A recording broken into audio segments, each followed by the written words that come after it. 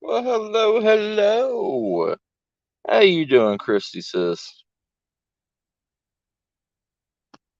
Just like all the previous ones, I'm gonna play some music and chill out the mood and everything we can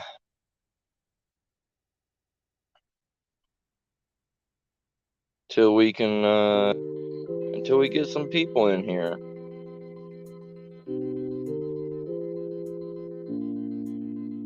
Yeah, party sis. How you doing tonight, Christy?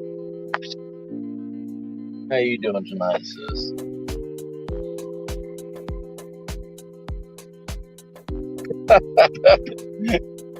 How you doing, Chad brother? How you doing? Thank you for the raid. Thank you for the raid, brother. Playing some music, and that good man right there, Mr. Chad Smith, is the one that made this background for me.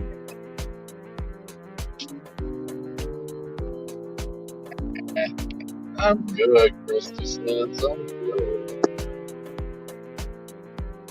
I'm a lot better now since you turn this off. Turn this off.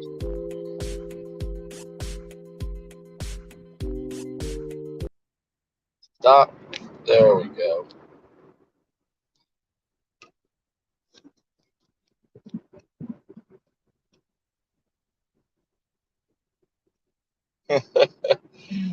Thank you, sis.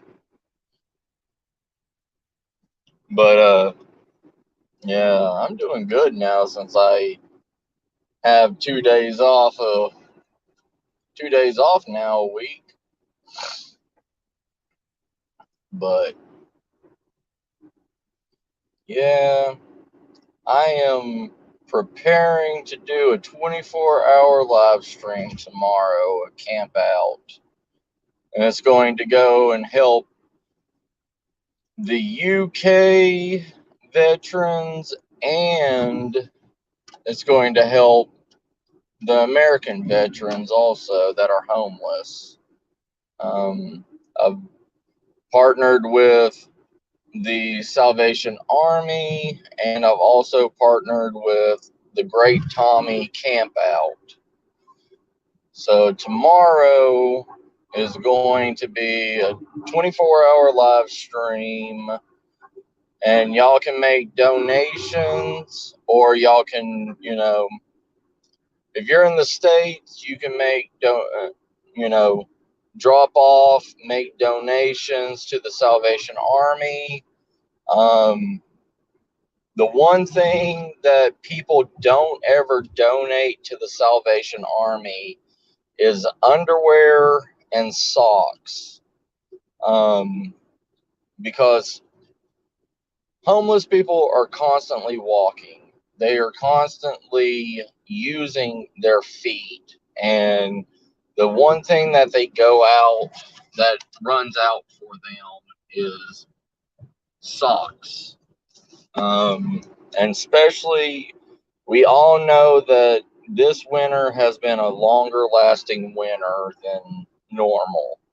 Um, if you don't mind, especially if you're in colder climate states and everything, if you could, you know, get some wool socks and donate them to the Salvation Army. Um, Salvation Army is the one that actually helps the veterans. Goodwill helps a lot of, not just veterans, but a lot of homeless and everything. But Salvation Army is more for veterans that are homeless. Also, you can donate to the Wounded Warrior Project if you want to.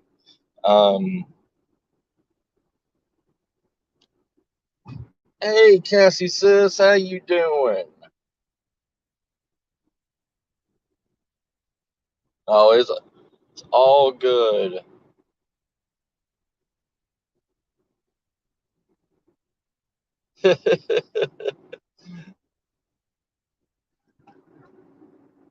Yeah, it'll be my background from now on, Chad, brother.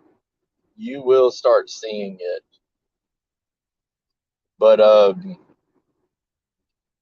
I just want to thank you, brother, for doing that for me. Um, but yeah, you know, if if you have a local, Salvation Army or anything in the States, or if you can donate to the Wounded Warrior Project, that would be, very grateful. Um, but you know, it's really a matter of donating socks and underwear. Uh, I mean, not really underwear, but like more like thermals, under thermals, and stuff like that, that they could wear, because it seems like the cold weather isn't letting up anytime soon. Um, I know there's still parts of the states that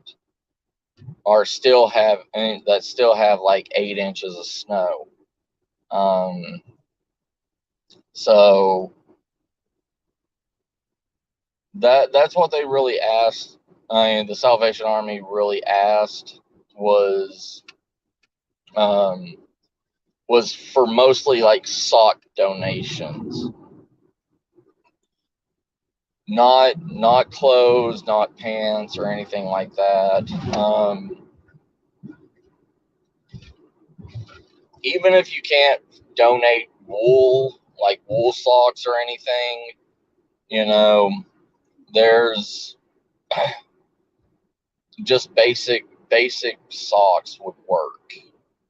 That that would actually be a lifesaver because of trench foot and athlete's foot and stuff like that they get, and most homeless have problems with their feet.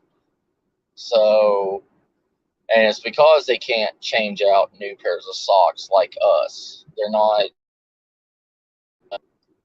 That's one thing that people just don't donate is socks. And if you're in the UK and everything, you can donate to. It's called the Great Tommy Campout. Um, all donations and everything that go to that foundation will help any of the UK veterans. Hey, vodka sis. Sorry, I'm driving and everything. Hey, Nightmare brother. Hey, Haggy. How y'all doing? If anybody else I missed, I'm sorry. Just put a 1 in the chat if I missed your name, and I will give you a shout out. I will say hi to you if I missed you. Um, but yeah, I'm going to go to Royce City.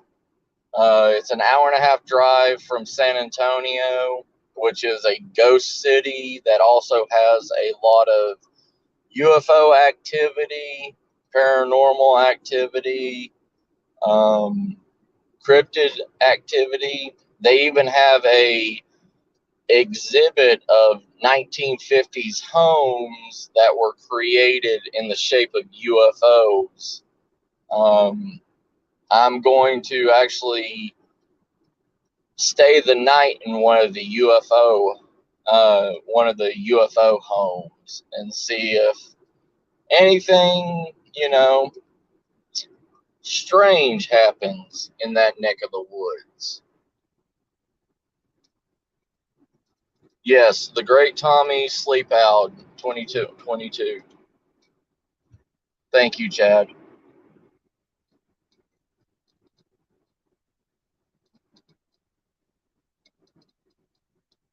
Yeah, yeah, yeah. Y'all told me to drive safe, Nightmare. I'm driving safe.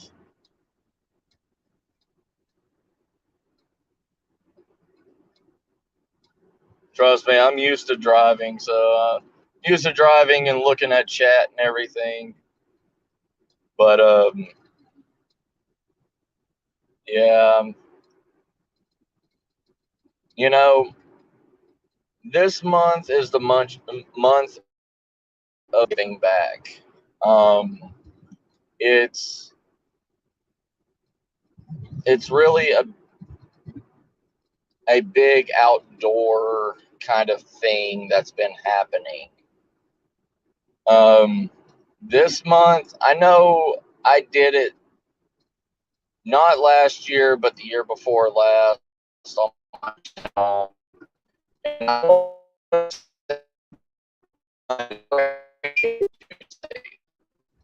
in Cherokee,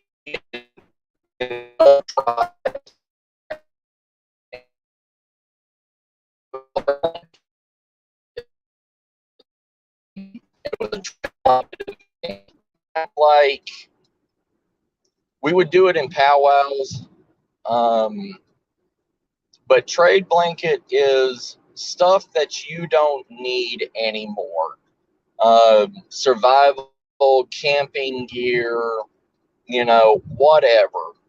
And instead of putting a money value on items, what you would do is you would have say a particular item. Say you have a Vietnam era mess tin and you don't need it anymore. You would have that on your trade blanket among other things, and say I would like that Vietnam era mess tin, and I have a spare marbles fireman survival axe. I would come to you and I would tell you I have this marbles axe and I would like to trade it even value for uh, your mess tin. It it's a way of bartering. It's a way of learning what the value of something is without money. Um, and I would like to bring that back. I would like to create a trade blanket community, because there's a lot of people that have extra stuff, but they don't have certain other items that they would like. And it's a way of putting things up that you don't need that somebody else could use, and vice versa. And it's you scratch my back, I scratch your back kind of deal. And it's a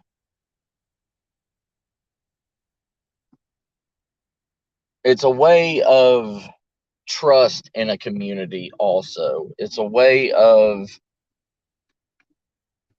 knowing and trusting each individual. It's and it's also a help. And not I don't want to do just trade blanket for this month. I want to do trade blanket for all of us in this community. It will help people, because in this day of age, in this time period, we need each other. We need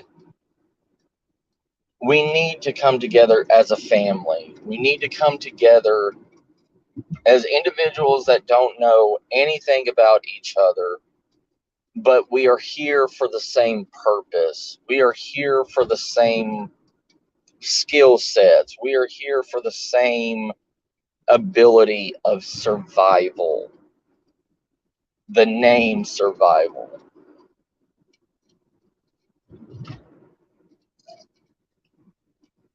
So if y'all, I mean,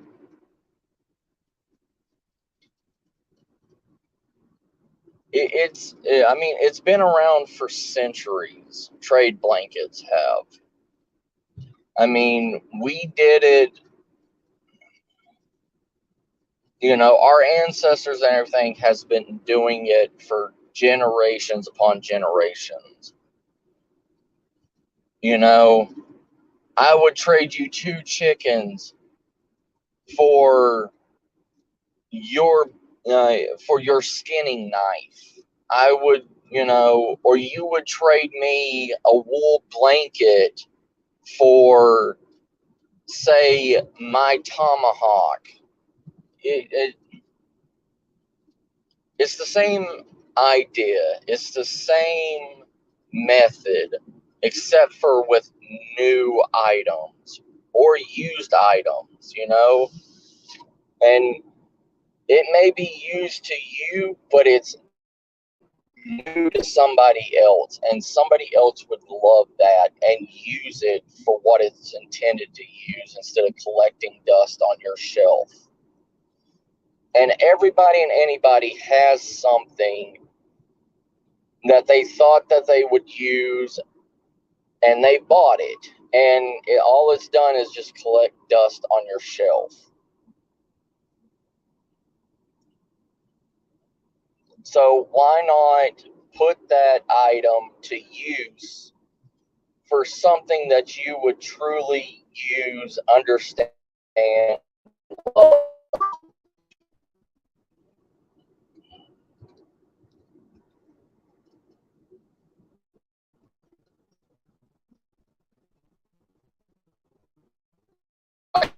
I mean, hell, when when tribes would marry one another, like, say I marry, say I was going to marry vodka, or I would marry, or I was going to marry Cassie or whatever. The value of Cassie or vodka in the wedding, because the female's the female's family had to had to trade or give monetary value of what the woman it was worth to the husband that was getting married to start their own quote unquote tribe. So vodka may be worth a great a stallion and a milking cow, where Cassie is worth a breeding pair of pigs and also a rooster and a chicken. It's I hate saying it like that, but it bartering was weird in a lot of things. Bartering was something, and it wasn't just a barter. It was the value of the family that you married into. Like, not all families could give, that much. Sometimes it was just a hog or maybe a chicken, you know, but that didn't mean that the woman wasn't a damn good woman. It was just the value of the family, and it was their willingness to help the new family start.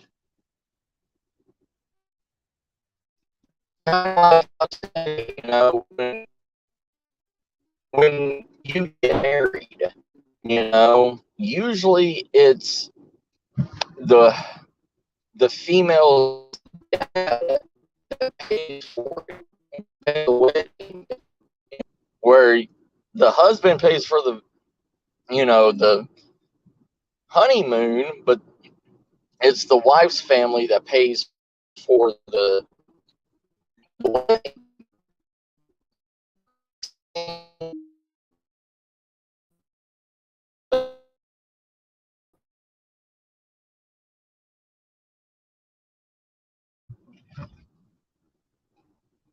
And it's kind of the same thing, you know.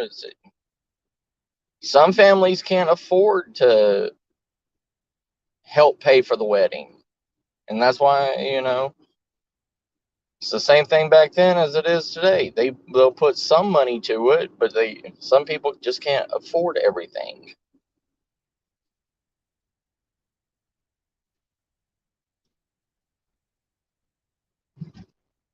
That's a tall order for them too. Right, vodka. I mean, that's how it is. And I don't want, you know, with my channel, it's the truth. You know, it's the truth. I don't mean to hurt people's feelings. I don't mean to upset people, but it happens. And but I'd like to get that. I would like to do trade blankets. And there's a lot of us in my community and everything, in the survival community, that just starting out.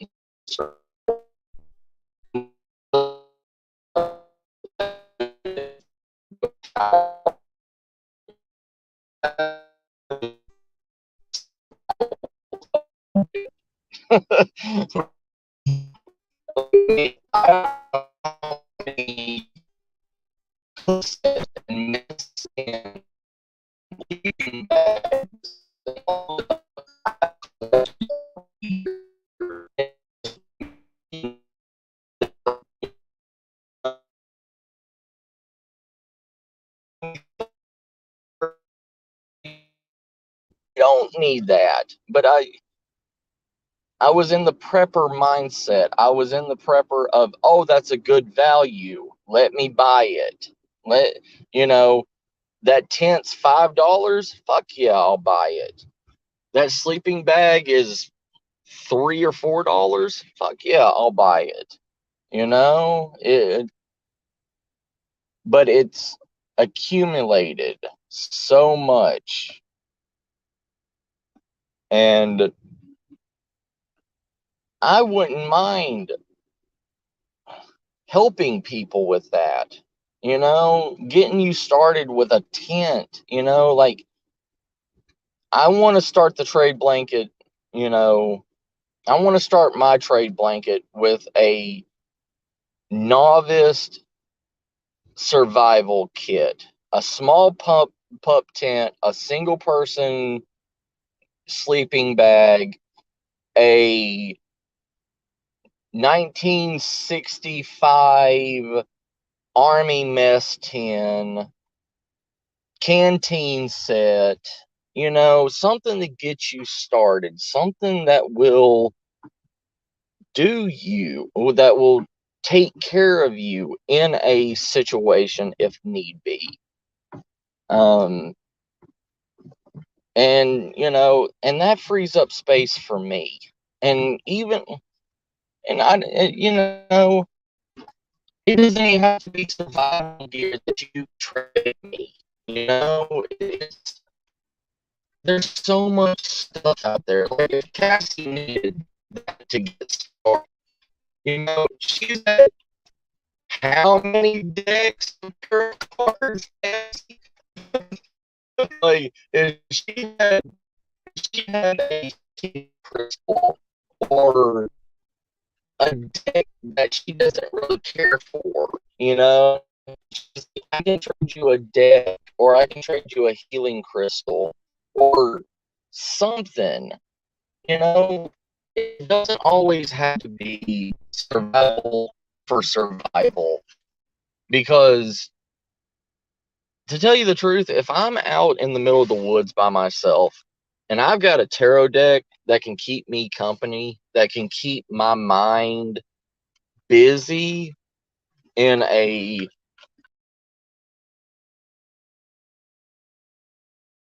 I would take that. Good night, vodka. You take care, sis. Love you. Oh, okay. Thank you. Sorry, Nightmare. I was saying, it doesn't have to be survival gear. Like I wanna make a survival, like a starting survival set, and put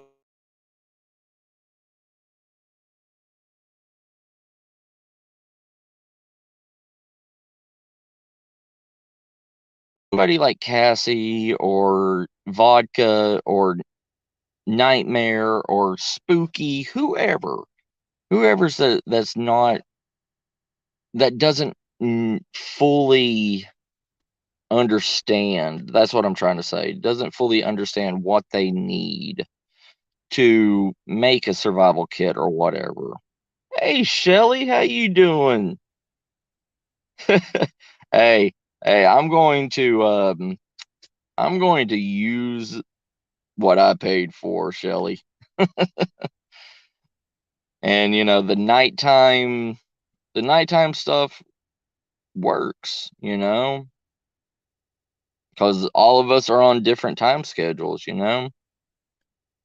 So,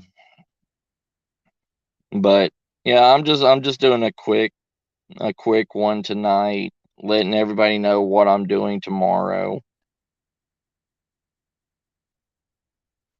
Oh, okay, Chad. Let me see if I didn't even see it pop up, brother. I'm sorry. I was because I was driving. But hold on. Boop. Boop boop boop boop boop.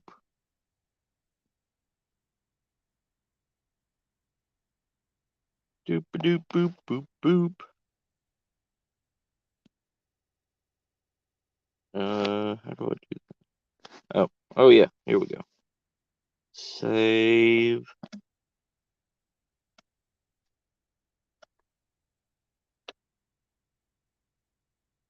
Okay, I'm back. I hope y'all hear me. Let me see here. Let me. Chad just sent me a new one to use. Boop. Files. Images. New one. New new one. New one. Done.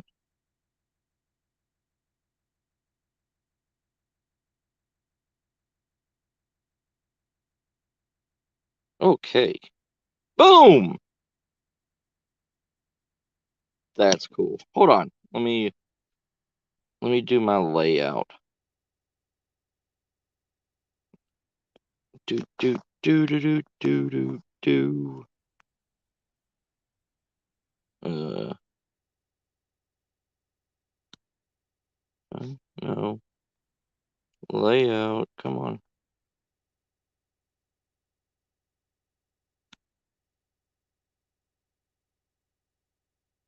Awesome. Thank you, brother. Thank you.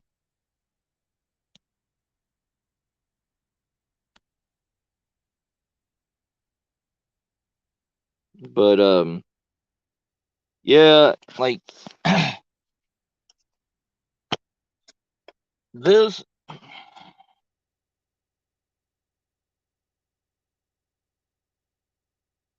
I, I'm I'm going to start setting up my gear and everything that I'm going to do, that I'm going to take with me out for the Great Tommy Sleep Out, camp out. Um, it's I probably will show people what I get done with on tomorrow morning's stream. Because the thing is I'm going to do the live stream while driving also, so y'all can see what I'm seeing. I want to do this as a point of view, first person point of view. I want y'all to see everything that I'm doing and me not explaining it. I would, after I do something, then I will explain the reason why I did that. Um, because a lot of survival skills and stuff that you're doing, like basic survival skills, it's hard to, it's hard for me to talk and do it at the same time. I either have to explain it first, then do it, or do it and then explain it afterwards. Um, but if I try to do it step by step, I will get tongue tied and distracted because I'm like a sea otter collecting clamshells, you know, like, or a raccoon trying to get crawfish. Like, it just doesn't work too well. I usually get stuck on one thing or the other. I'm not that good. That's why I don't have a TV show like Les Stroud or, Bear Grylls or any of those guys. But a lot of things, once you start getting out into the wilderness, once you start learning what you truly need and what you truly don't need in certain situations is key skills that you need. And it also will weigh weigh you down less. Um, the less gear that you carry, the better off you are. And people don't understand that. A lot of people, even I was, even when I first started doing this, I thought I needed everything and anything. So I'm trekking around like 80 pounds of stuff on my back. And then I'm carrying like 20 pounds of stuff on my sides. Like I'm carrying an axe. I'm carrying a saw, a bow saw. I'm carrying all this stuff to process wood. And I didn't even know about batoning. Batoning is a new thing that came around. Right. Squirrel. Shiny. But like batoning only started coming around in the last 20 years. Using your knife to baton wood to help. Um it was used a lot 1,000+ years ago. Yes.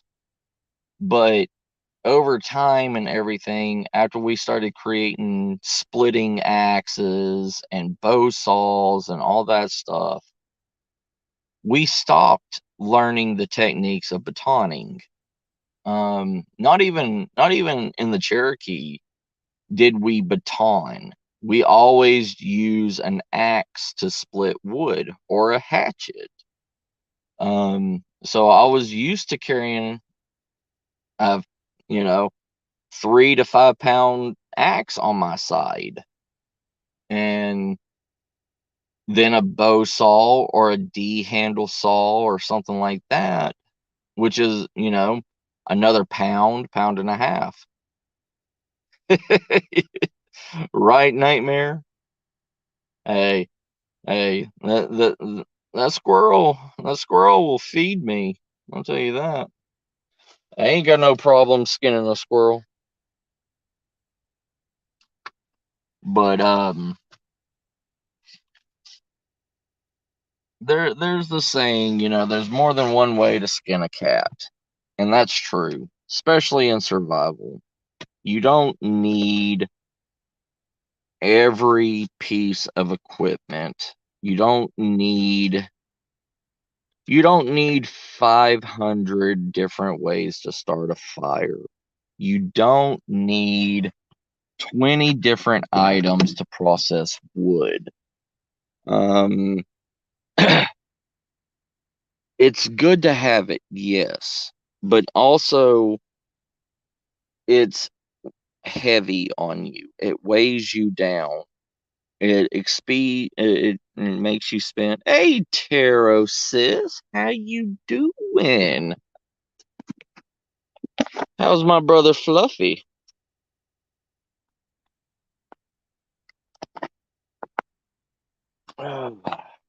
But all right, give me a second. I just got home. Let me go and deliver the tea to Miss Star, and I'll be right back, everybody. Well, tell him I said hello. Oh yeah, Shelly. Skunk is actually really a really good meat. It's got plenty of it's got perfect marbling of meat. Be right back.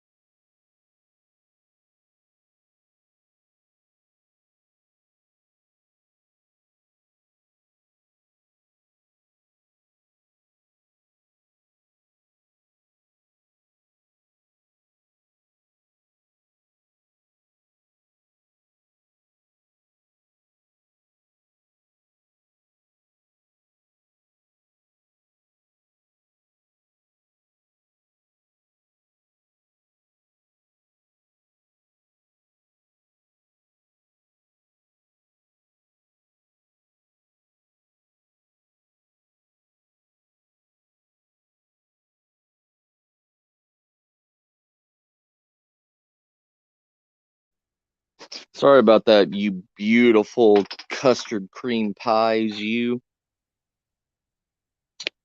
Anyways, had to let my dog and everything in. She was outside and in the cold. My poor baby. Hey, spooky brother, how you doing?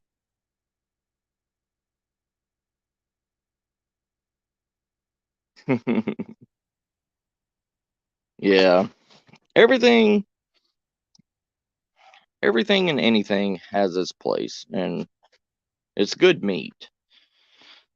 We have just became too civilized to understand how to cook and eat and process wild game. Hey, Maria sis.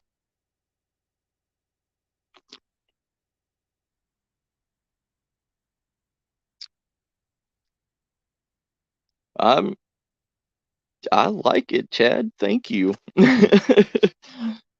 Nothing needs to be changed on it to me, brother.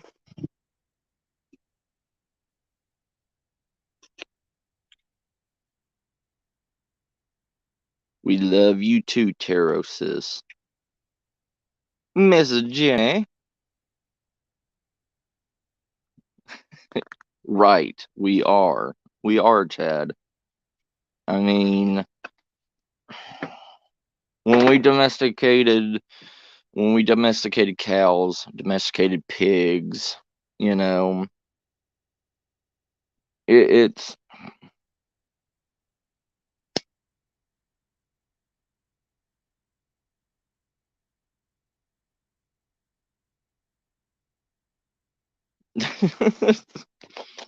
uh, yeah.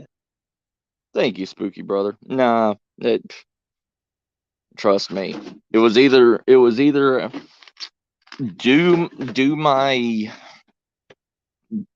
do my live while driving or fall asleep listening to old 60s and 70s music.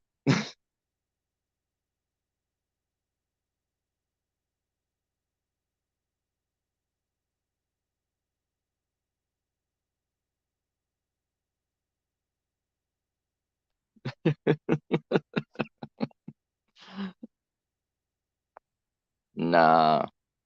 See, I love Mexico. I love Mexico's way of cooking everything. Like, there's even parts of Mexico that eat mountain lion.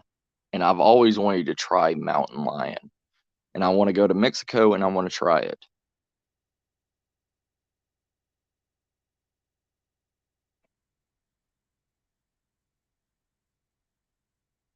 Right, Shelly. Same here, sis. I grew up on the same things, like most of our meat base was not our farm animals. Most of our meat base and everything was wild animals. See, Maria, you gotta cook it and you gotta kill it. When wild meat tastes gamey, it wasn't killed with one shot. It ran off, it released its pheromones in the meat, and that's why you get that gamey flavor. Oh, spooky. You're oh spooky. Brother, I will sit down at your table any day. Miss Star's Hispanic. She she cooks menudo, she cooks everything for me. Like that's why I've gained and I'm so fat is because of her cooking. She's made me fat over the years. Fluffy, what's up, brother?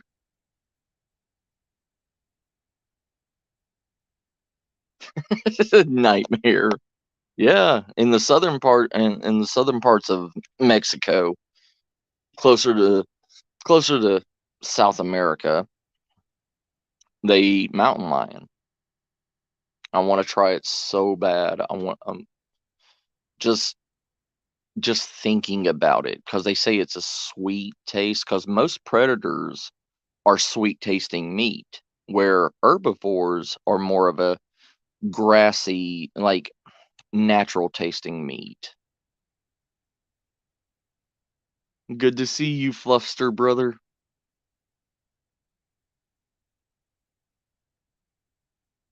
I'm doing what I do, brother.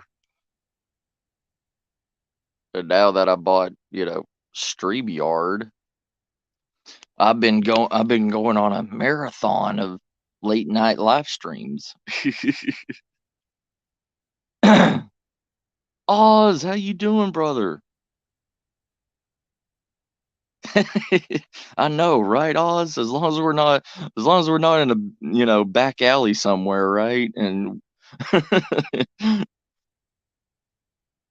I think people just think we're hanging out at the same time.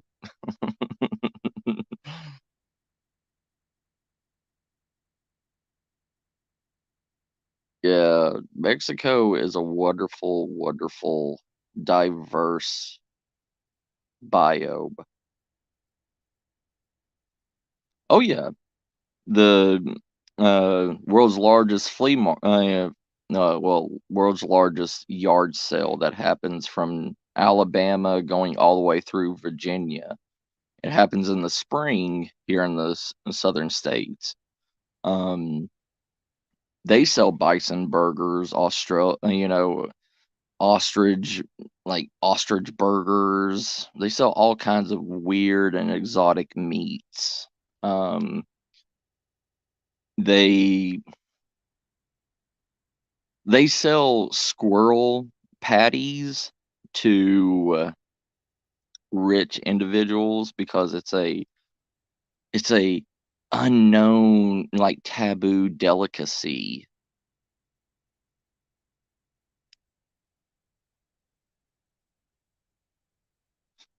I understand, spooky. I understand completely, brother.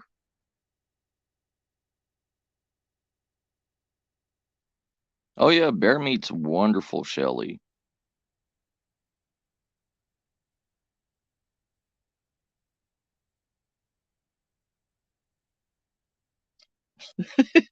Oz, I love you, brother. That's wonderful. Yeah, I don't plan on sharing spit with you either, brother. Yeah, yeah, Oz. $500. $500 for a bag of those beans.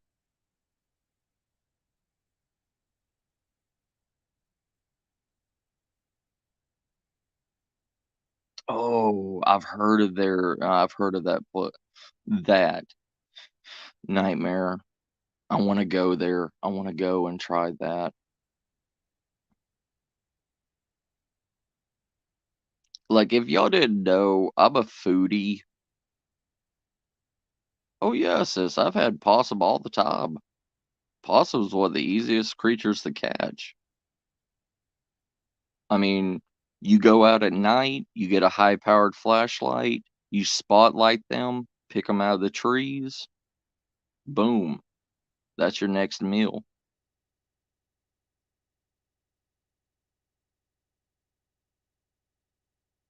Oh my God, lobster rice. Oh,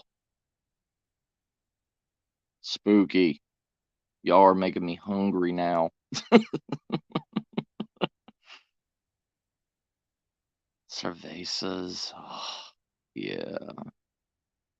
Good cold cerveza. Mm, yeah.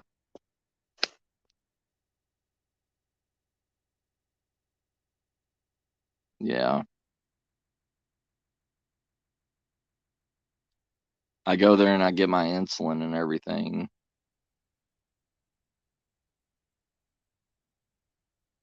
I haven't been able to cross the border or anything since the pandemic, so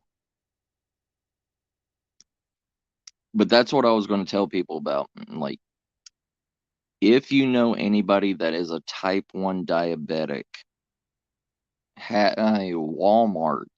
Walmart now sells Novolin insulin. They sell the RNN and they sell the 70/30 blend.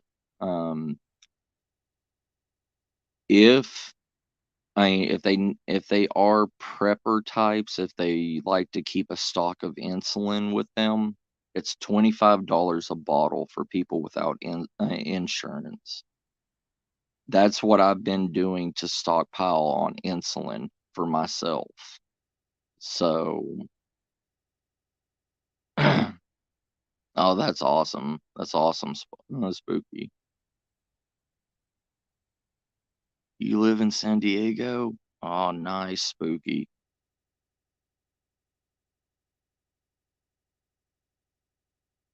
Yeah, yabbies. Yes, sir, Oz. Trust me, brother. We love them too.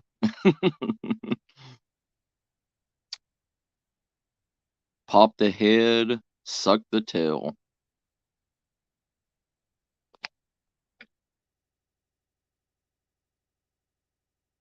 Everything's right in the world with little river crabs, river lobsters.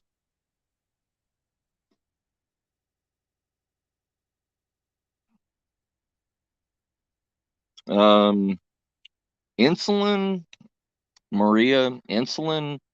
can be chilled or it can be kept at room temperature. So if a SHTF situation happens, you don't actually need a refrigeration to keep your insulin cold. It does half the shelf life of it though. So with the Novolin insulin, the shelf life is about a year. So if it was a SHTF situation, you would have to keep it in a cool, damp room, and it would last between 6 to 7 months. But that's still better than not having insulin.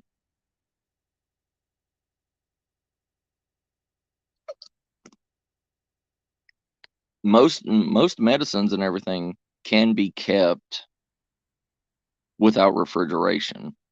As long as you have a cool, dark, like cellar, or you have a basement or something like that, and you can put it beside like a brick wall, or you can bury it in the dirt, and it can be a natural cooling process for it. Um, it still isn't actual refrigeration what it's supposed to be, but it will do the trick for you.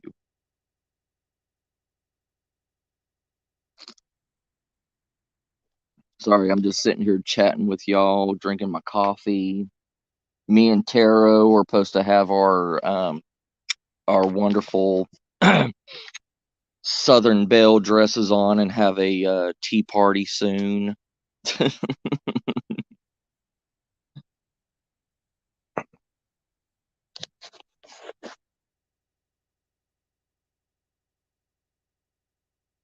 Yeah, Maria. Um, see, insulin is supposed to be.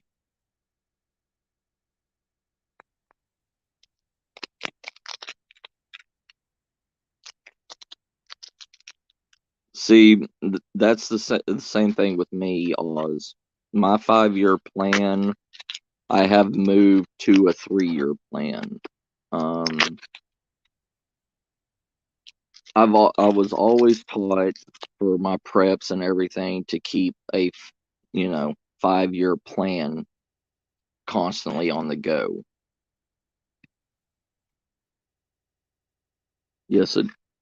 Yes, it does, Shelley.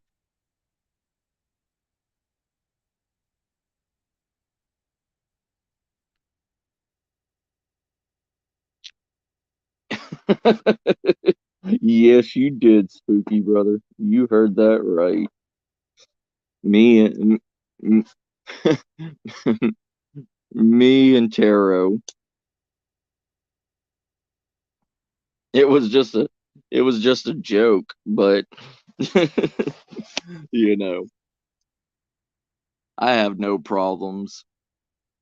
You know, my older brother was a drag queen and everything, so I- I've I've partied with drag queens and everything. I have no problem with throwing on a dress and having my hairy legs show.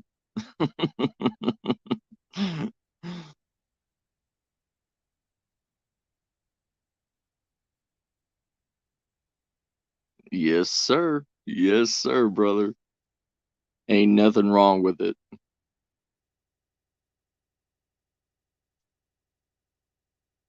Because it's all good and fun in the end. And you got pictures to look back on when you're sober to laugh at. Thank you, spooky brother. I'm just Matt.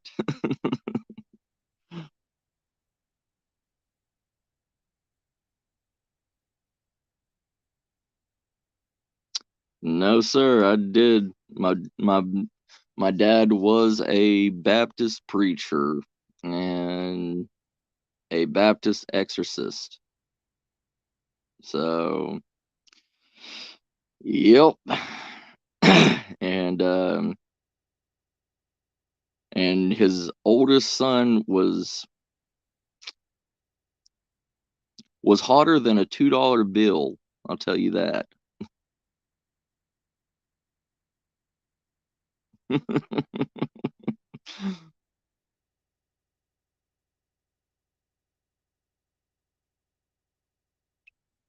Yeah, I miss my older brother. My older brother died when I was 15. He died from AIDS, but he didn't get AIDS from being gay. He actually got AIDS from his girlfriend, and she was a carrier of AIDS. She was a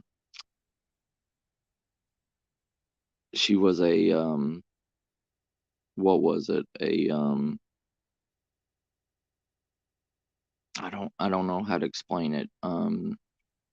She had the virus in her system.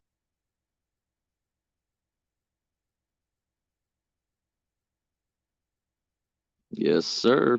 Yes, sir, Oz.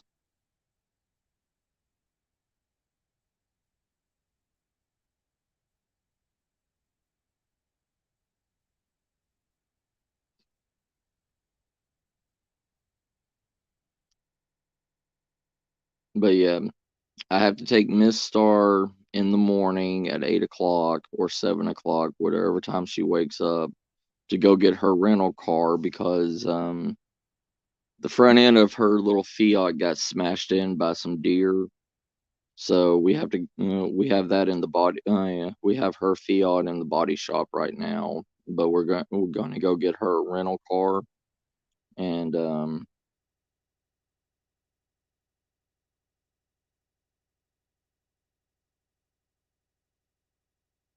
I can drop the StreamYard link.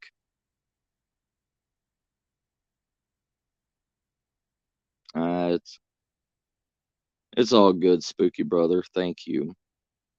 It took me a really long time to get over my older brother's passing, but you know, but it happened. I know he's in a better place than where we are today.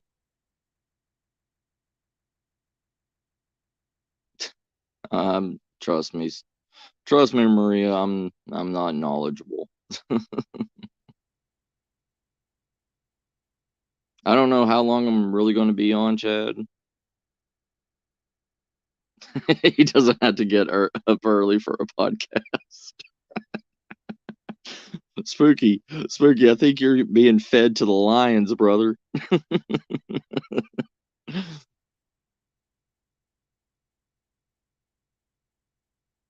You want to come up, Spooky?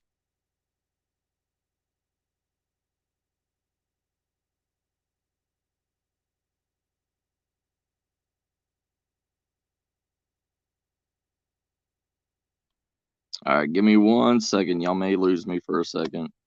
I'm gonna throw a blue bird at Spooky.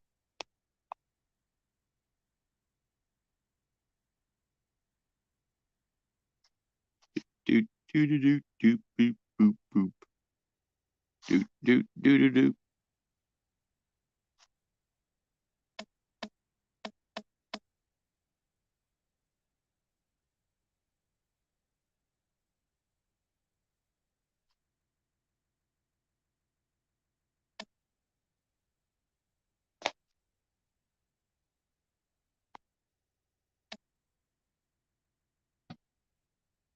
All right, Spooky. I threw a blue bird at your window. Nice, Maria. You're gonna have to send me the link, sis. Hi, Cassie. Welcome back, sis. The line is Jamie. I love Jamie. I love her attitude. I love her go get it attitude.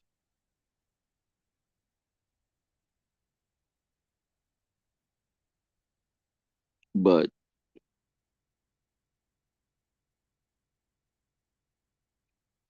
a lot of things a lot of things is, I hate playing fear monger.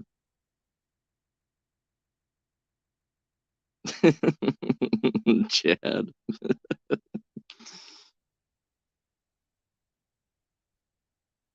Um, a lot of things are changing. A lot of things are way different than it was 20 years ago, than it was 30 years ago. Um,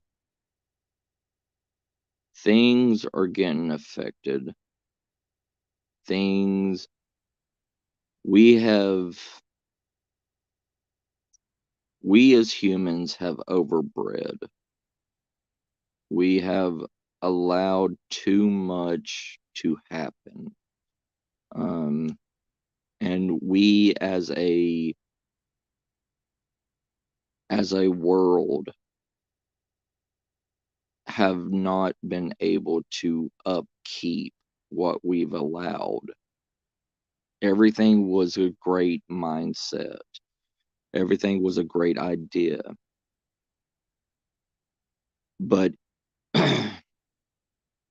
in the world of survival, in the world of actual preparing, we don't have, most of us don't have the means to prepare fully. A lot of us, we don't have the space to do it. We don't have the right, how should I put it? We don't have enough storage for individuals to make a full year-round garden. We don't have land mass like we did 200, 300 years ago to grow our own livestock, to breed our own livestock. We don't have, it was good, it was all good and everything to have our grandparents having 8, 7, 6 kids because they were needed on the farms, they were needed on the homestead.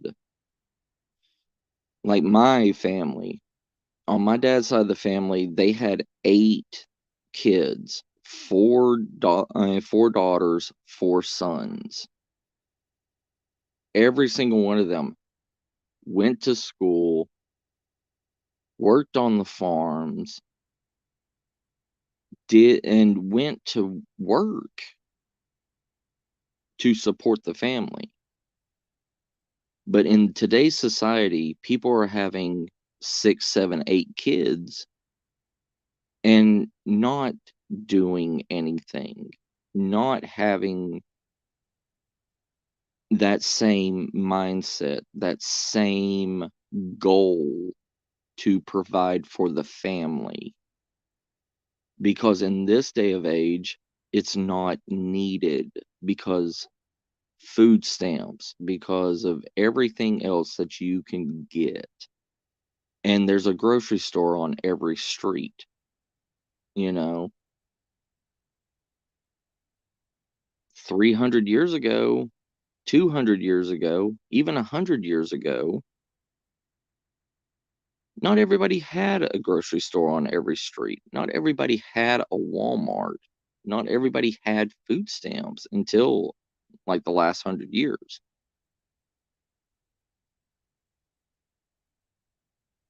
Right, Shelley, you know? But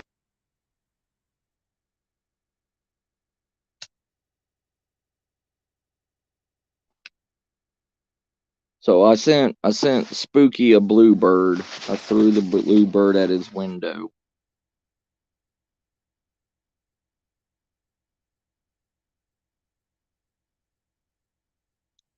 Cassie, would you like a bluebird, Cassie? Would you like a bluebird thrown at your window, Cassie?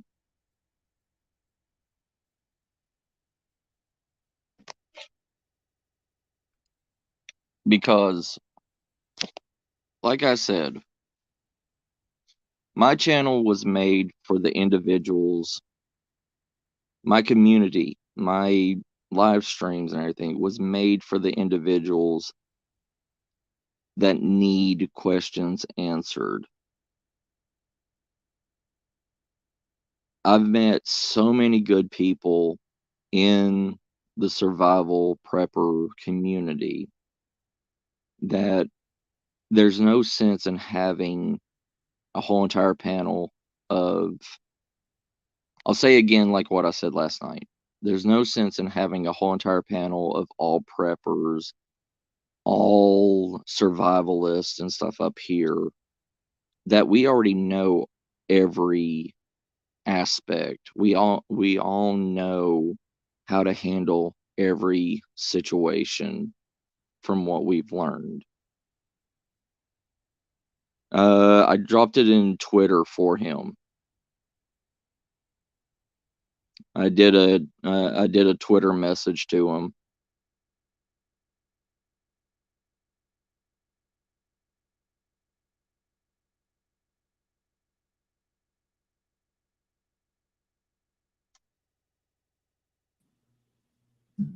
Hey, brother. Hey, what's happening, man? Not much, but you. I just had to turn you down. I'm sorry. I'm sorry. No. I was pausing pausing the YouTube stream so I could only watch the StreamYard link. Kind of new to this. Kind of new to this StreamYard thing. Right. No, Chad. It wasn't native language lingo. It was You saw me that? saying, yeah. It was me saying I strangled a bird and threw it at his window in Twitter. Kind of like, kind of like an old 80s horror film, It's like, you're next. So how you doing, brother? Matt, let me get my microphone over here. My mic was over there by the wall. Hey, man, I'm doing really good, man. Yeah, I really appreciate you having me on. I did not have any idea that this was what I was going to be doing right now, but honestly, Matt, I'm doing this for selfish reasons. I'm going to be honest with you. What? You selfish, Well, Spooky? Never. It is, man. It is selfish because there's something about, since I met you, that has made me realize that there's a part of my life, especially from my childhood, which is when some very, very big developmental things happened in my life that changed me. And that happened in the same part of the country where you're from. And so Right.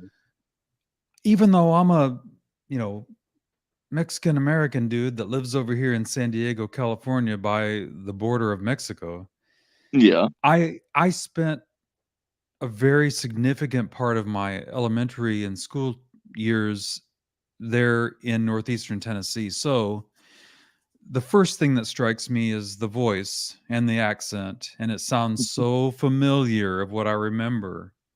Right. And then the fact that you let me know about your Cherokee roots, and that's the same blood that flows through my veins. Right. And of course, coming from that area, you talk about powwows and tomahawks, and you're throwing all the words out there, and I'm like, this is my childhood, and that's what I'm feeling. And it's just like, so when I say I'm here for selfish reasons, it's because I'm kind of feeling a little bit nostalgic here. Brother, you are always welcome at my table. Oh, I appreciate it. Yeah, man. I mean, I miss a lot of. Now I realize a little bit more, even that, I haven't been back to that area. Oh, I haven't been. Is that mine? Can you hear me? What's that? Oh, What's going on with my phone? What's going on with my signal? I mean, you sound good. Uh-oh. Yeah, we can hear you, man. Okay. I didn't know. Ooh, I got an echo It though. popped you up twice. 1 second.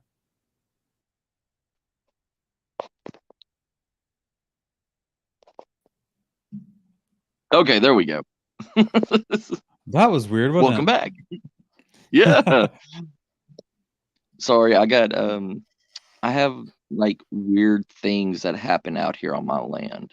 Like I have the lady in teal, which is like a paranormal female that only shows herself to single males out here on my land. Like Mm-hmm. my father-in-law, he saw her. My brother-in-law saw her before they both passed. And you know, they were both single, and she showed themselves. She showed herself to both of them. But the weird thing is like she cries and asks for help and everything from me, like in the woods. Like I've never seen her, but I've always heard her.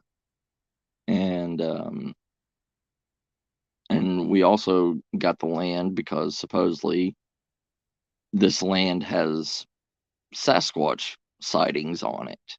And Oh, I've always seen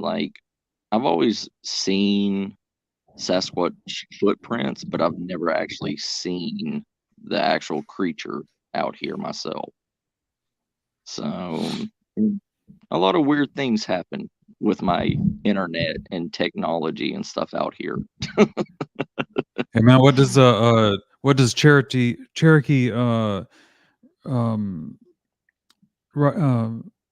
what does Cherokee teachings tell us about Sasquatch? To not trust them, that they are beings of power, and they also Malevolent. hunted us. Oh boy. I mean, they're feared but also respected. Yes, I Like was just about to say the same thing. yeah, it's they are. It's like how people have bastardized the term gifting.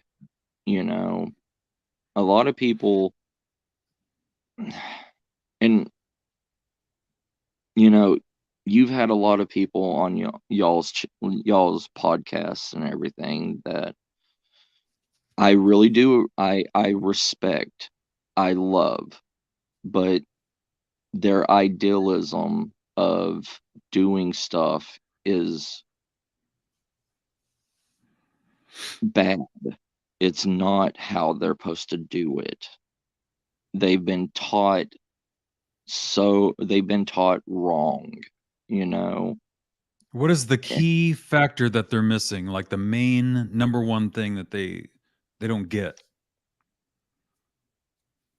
Like giving Sasquatch peanut butter jars or candy bars or Trying to lay out a spread. yeah, our our our bloodline, our roots.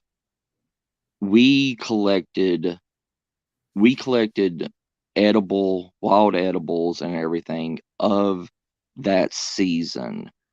And we did give it in a woven basket of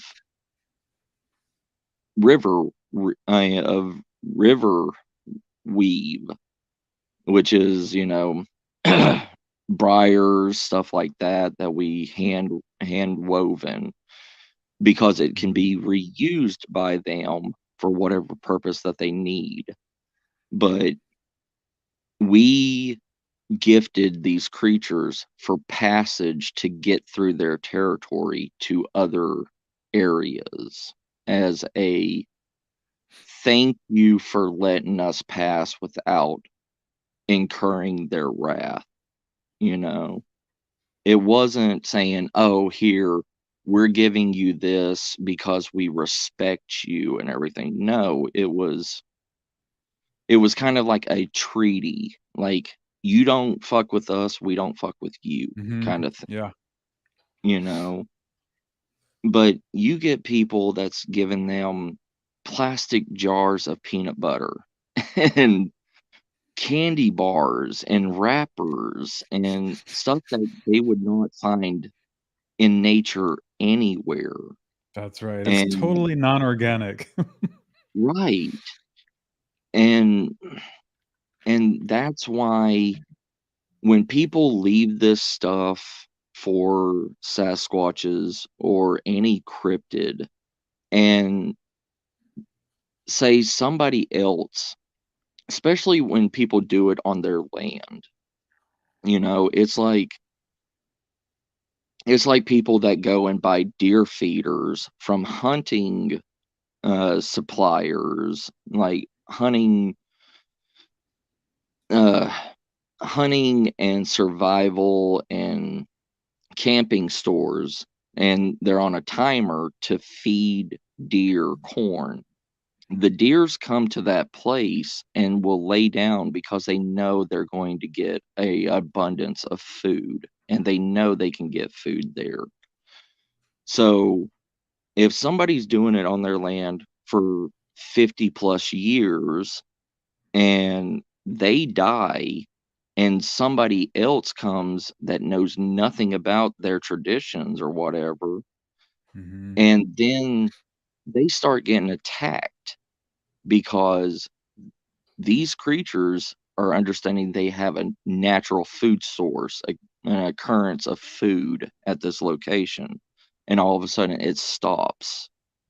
It's the same thing of going into a wild trail or a wild area and leaving random food for these creatures, and somebody go to that location, like, say, I don't want to say names of people because I respect all these people, but I don't want to call them out. No, But no, no. You don't, it's not even necessary, but I think I know what you're talking about. The mainstream, the ones that we hear about the most that are making the rounds on the shows. right, say that they lay this food and everything on these trails, and I go out there and I don't do it, and guess what? I get attacked because they think I'm supposed to leave food because I do have food with me, you know? And they're not understanding that that's my food for my trail, for I'm going out there to do bushcrafting or survival skills or whatever. And now I'm a target because of somebody else that has laid a trap for me, technically. Hmm. Yeah. These people are going to get somebody killed, you know. It,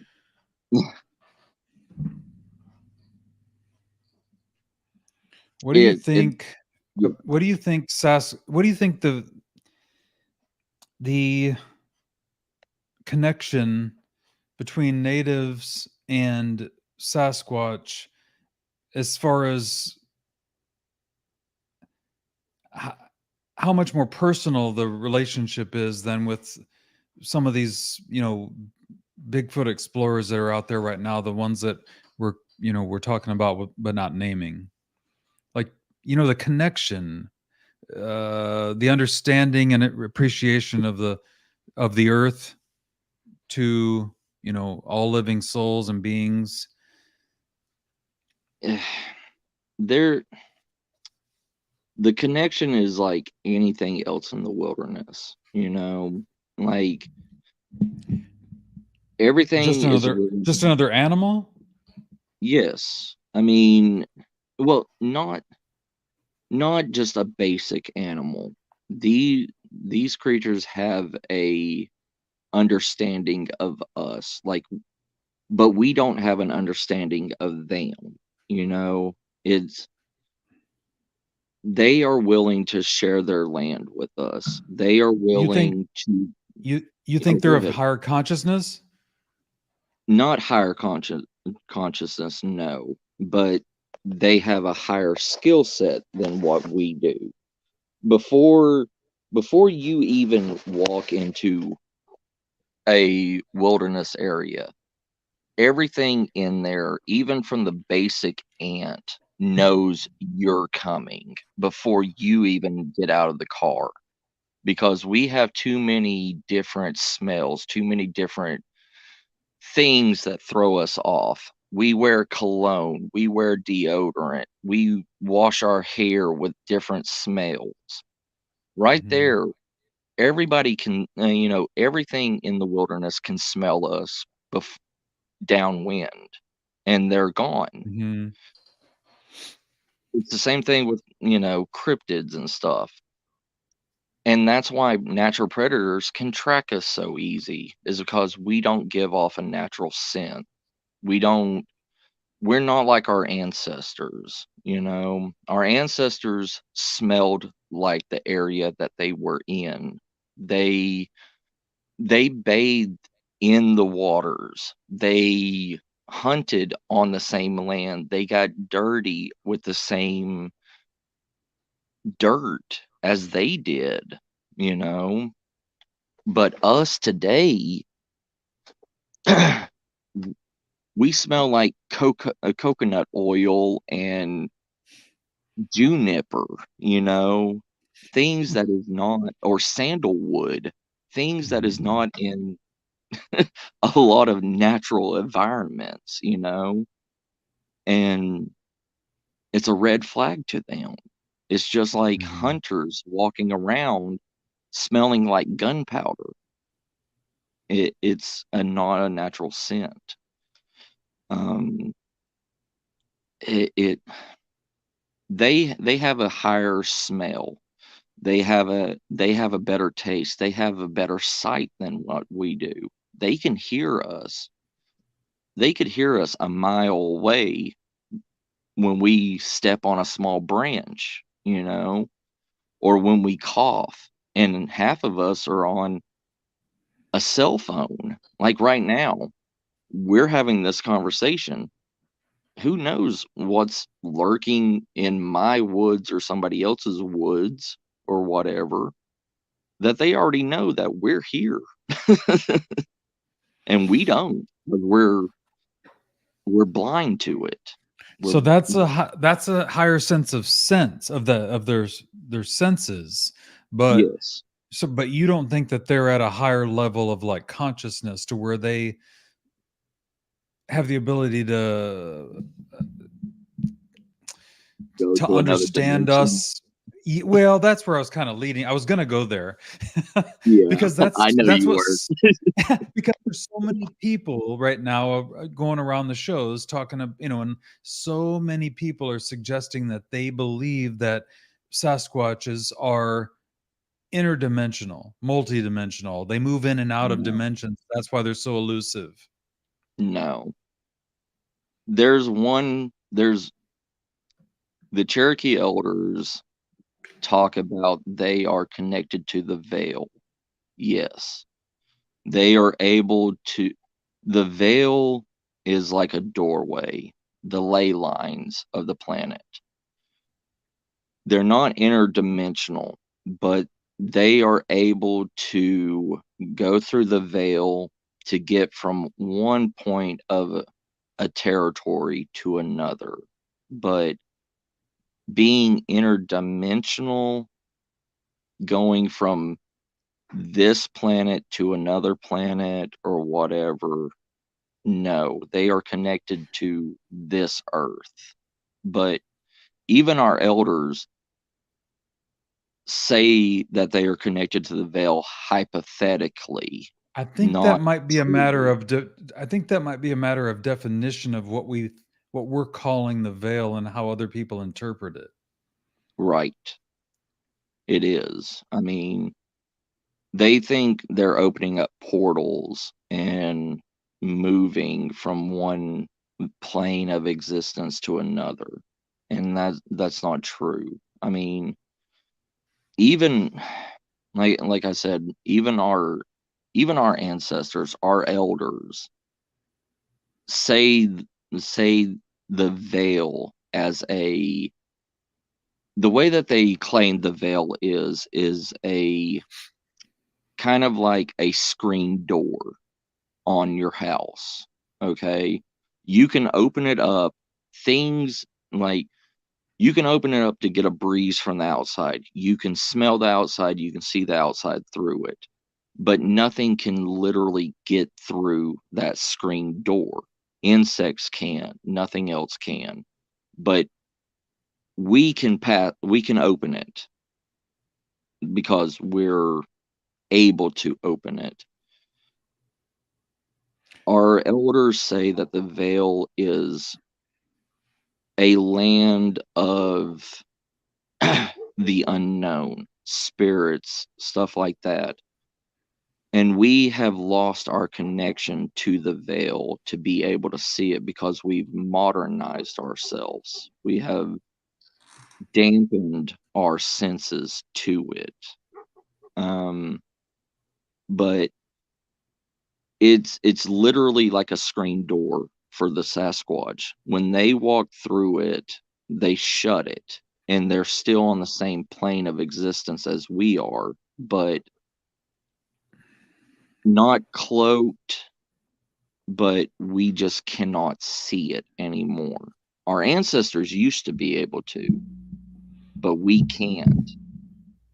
And it's gotten weaker and weaker because our bloodlines have been tampered with. Our acknowledgement and our acceptance with nature has faded. It's hard to explain in a way. Is there a way to get that back? Other than just continuous, breeding and making new babies? I mean, is there any way that we can? How do you think that we can get the spirituality back? Because for me, a long time ago, at a job that I had, there was a coworker that he was a Buddhist, right? And he taught me. I was very interested because I was so lost spiritually. Yeah. I didn't subscribe to any of the Western modern religions. I just couldn't jive with any of them. And this guy that I worked with, he told me all about the ways of the Buddha and about the 7 chakras. How it was not a religion, but it was more of just a way of living. Yes. And it fit the way that I believed so much about life and living and with other beings and how we are supposed to treat each other. And the reason I bring it up is because I agree completely that we've lost the spiritual side of our place with Mother Earth and the cosmos connected, and all of us that are living beings. But how do we get that back? For me, it was basically subscribing to the Buddhist teachings and meditation and understanding. That helped me learn my place with those things that I talked about. The way our bloodline is, brother, we have to give. We don't have a self. It's not me. It's not you. We are not a figure in any of this. When even our language, me, you, we, was not a thing with our culture. It, like, our ancestors, our elders, this land wasn't their land. It was shared. It was everybody's land. Everybody had to respect it. Everybody had to utilize everything that was given to them. And that's the thing. When you go out into nature, you have to become nature. You have to accept everything and anything that's going to happen. Even our ancestors knew everything could kill us. We were not powerful.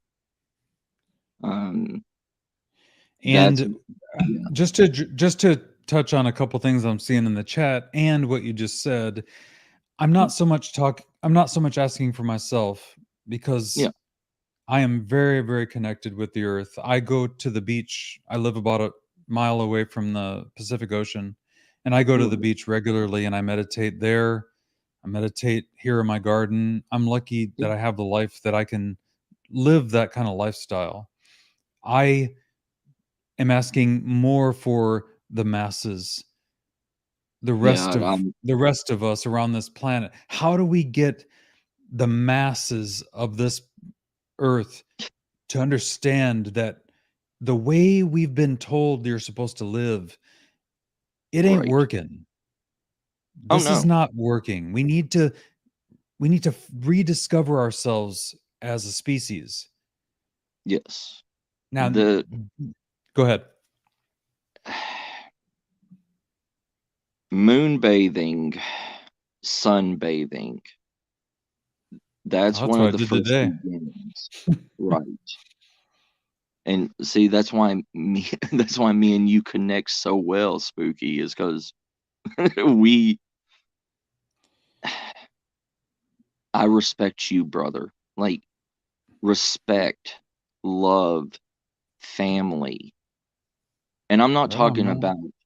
I'm not talking about your immediate family. I'm talking about everybody is blood. It Right on. doesn't matter. We we have grown into a civilization that sees skin color, sees the way you talk. It doesn't matter. You have something wrong with you. The wolf tribe that I'm from, we lived by the code of the wolf. If say Spooky, me, you, Chad, Nightmare, and Ryan was in a hunting party, and Ryan got hurt in the hunting party. He couldn't, say he broke his leg or he got tusked in the stomach.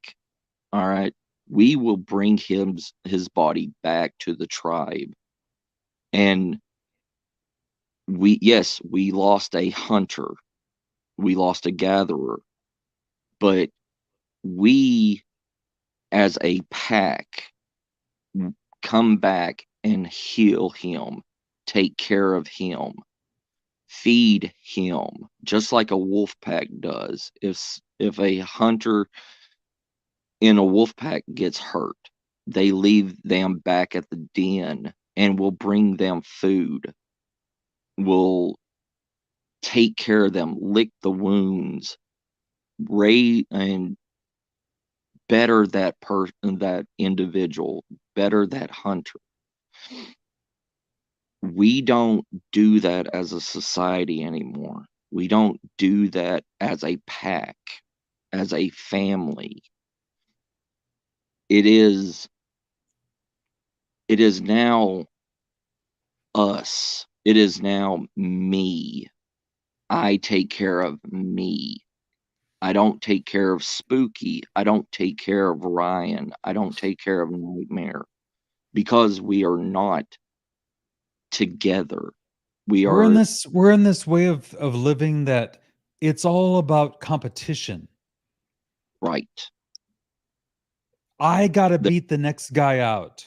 That's yeah, the goal of life, is to win this rat race and beat the other guy, right. because I'm tougher, I'm smarter, and I'm just Yes, all around better. So I deserve to have better and more than him. right. That is, it's the alpha theory. It's the alpha mindset. Everybody is an alpha. Everybody is the top of their pack. You know, it's beat into us. It's beat into us since the day of birth And that everyone's expected to be born with the same abilities and same mindset. intelligence level and physical abilities. No one's, we don't care if maybe were born with a disability, or you weren't born with a silver spoon in your mouth, but everyone's supposed to be at the same playing level. And that's Yes, just not reality, man.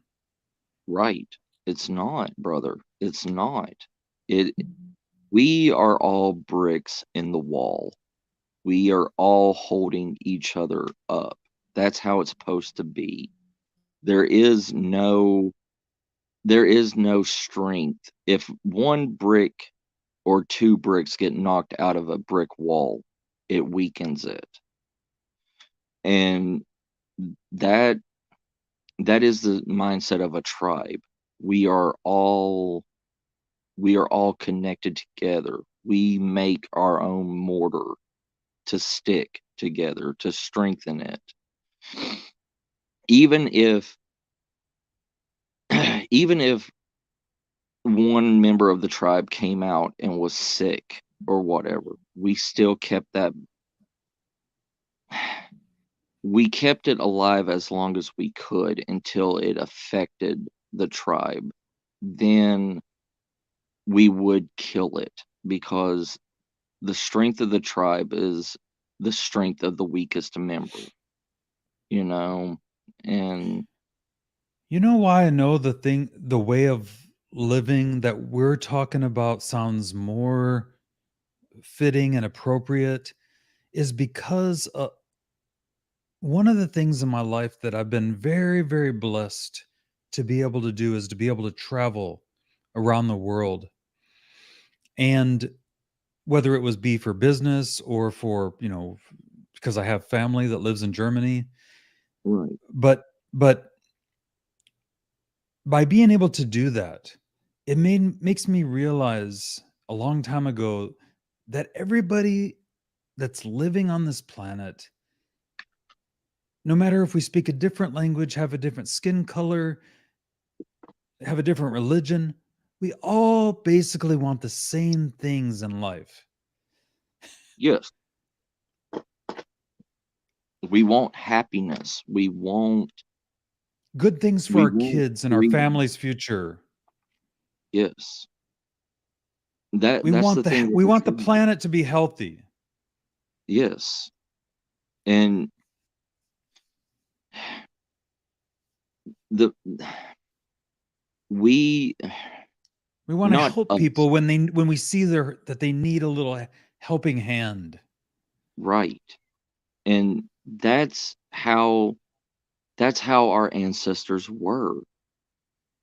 You know, if this family if this family's crops were bad, or they didn't get the same production, another family would come and give them whatever abundance overstock that they had to to keep help survive.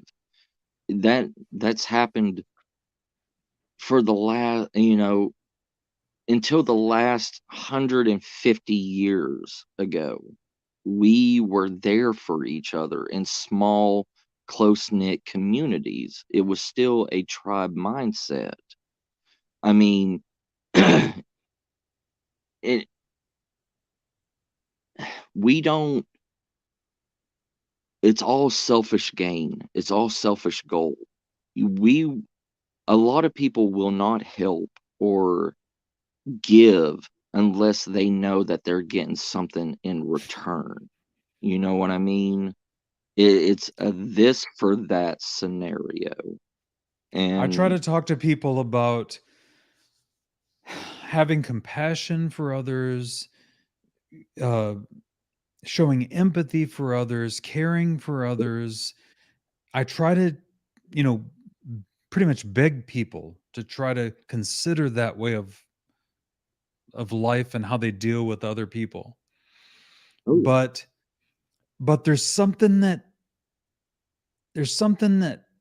is in the way not of tonight, Chad, people brother. of people giving unconditionally. Right. And to There, give unconditionally is what we really need right now. yeah. Well, the thing is we have been caged like a wild beast. We are beaten. We are subdued. We are weakened with our mindset and everything to follow a strict path, to follow a strict mindset. Like me, I once on my birthday every year, I make almost 300 survival kits and I give them out at the in the soup shelter to homeless. That's And I amazing. Awesome. donate my time on my birthday to the local soup shelter. And when they get their plate of food, I give them a brand new survival bag with a clean pair of clothes, with things that's going to help them live on the street. And I do that That's until awesome, I man. run out.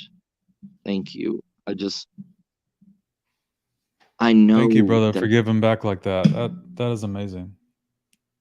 it I grew up poor, Spooky. I grew up in the projects. I grew up eating out of trash bins.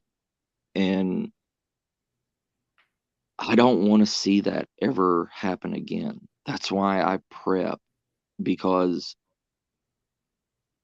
I know how it is to starve. I know how it is to throw up blood because you haven't ate.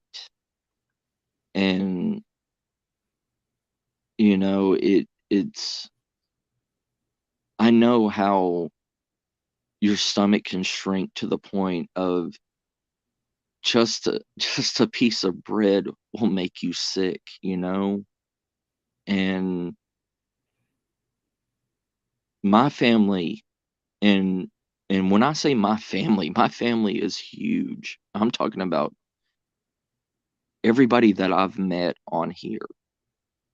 If shit hit the fan, when I say I have a year's worth of food, I have a year's worth of food for a family of 10. And that's and it's just me and Mrs. Starr. And if anybody here ever, if it came down to push or shove, I have 200 plus chickens. I have 150 plus guinea pigs that I learned to eat in Mexico, because guinea pigs, is a food source in Tijuana.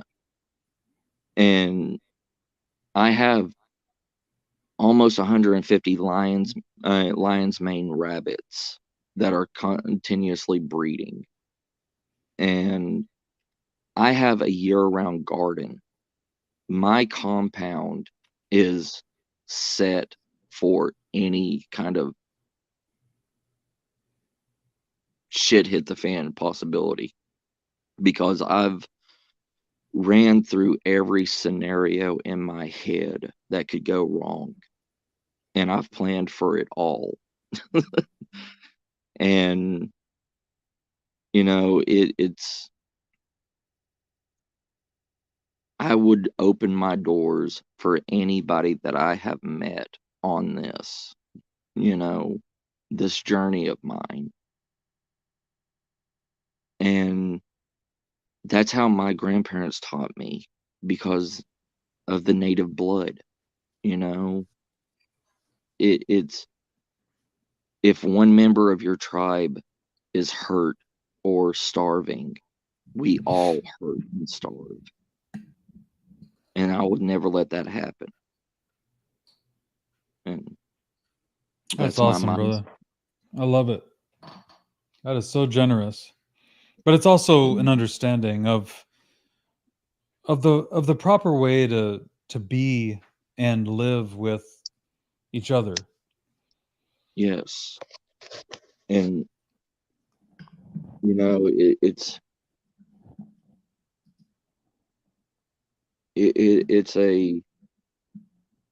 it's not just a mindset, it is a lifestyle. It is a continuous change. You know what I mean? It's hard to go back to a normal lifestyle after being raised up like that. And that's why I still respect my bloodline. I still respect all my native brothers and sisters, and I love them, even though that they kicked me out of the reservation when I was 15 because they saw me as a half-blood, as a mutt. And I know more about our Cherokee history, and I can even speak the ancient Cherokee tongue, and not even maybe 0.5% of the Cherokee that claim to be full-blooded can speak the ancient Cherokee tongue. And I'm considered an outcast, but I would still open my door to any of my Cherokee brothers or sisters in a heartbeat. Amazing. I didn't know that Yeah. about you. I didn't know that you had been an outcast. Yeah. My name got erased from the book of names because they branded me an outcast, branded me a mutt. Yeah. I can't claim any of our benefits or anything, and I wouldn't do it. I went to college and everything on my own dime. So I wouldn't take from our brothers or sisters. But it's what it is respect. Yeah. You just respect your elders, you expect where you're from, and you also understand that it's actually not fair. It's not fair what happened to you, and it's not fair to what happened to the elders and their kids and grandkids having to mix in with this white man's way of living. Let's be honest. My dad was brainwashed with the Dawson Act that happened, and where that's why my grandparents left the reservation. I have two acres in the Cherokee reservation that I can't claim, that was left to me from my grandparents. And I can I would be so bitter if that was me. Yeah. Oh, trust me, brother, I am, but you know what? I still have the blood to claim that land, and even though I can't set foot on the reservation anymore, I'm not giving it to anybody else. I was offered almost $300,000 for that 2 acres. Whoa. I turned it down. Damn. So, Yeah. If you could turn it down, I would do the same if I could, Mm-hmm. or if I was in that position. Oh man. Yeah, they just want you to buy it out from me, but it's because it's by my land is right beside Long Fang Waterfall, and I'm not letting them have it. And Is that the tribe? no, Long Fang Waterfall is the highest waterfall in the Cherokee Reservation. It's Mhm. also the healing springs of the medicine men. Like when the medicine men go for their training, they have to bathe in that water. And it's one of the purest, cleanest waters from the mountains of the Cherokee Reservation. Mhm. And, like I still have a clay pot filled with that water to this day. And Wow. it's, yeah. That's got to be So, very special to have. oh, it is. How about It- how about what Maria is saying right now in the chat? She mm, says that Mark is Blackfoot. yeah, So that's the her. reason I That's her find that husband. interesting is I wanted to, now that she brought up that tribe, I wanted to ask you, how close are those two tribes to each other? Do you The know? Cherokee and the Blackfoot. Uh-huh. They,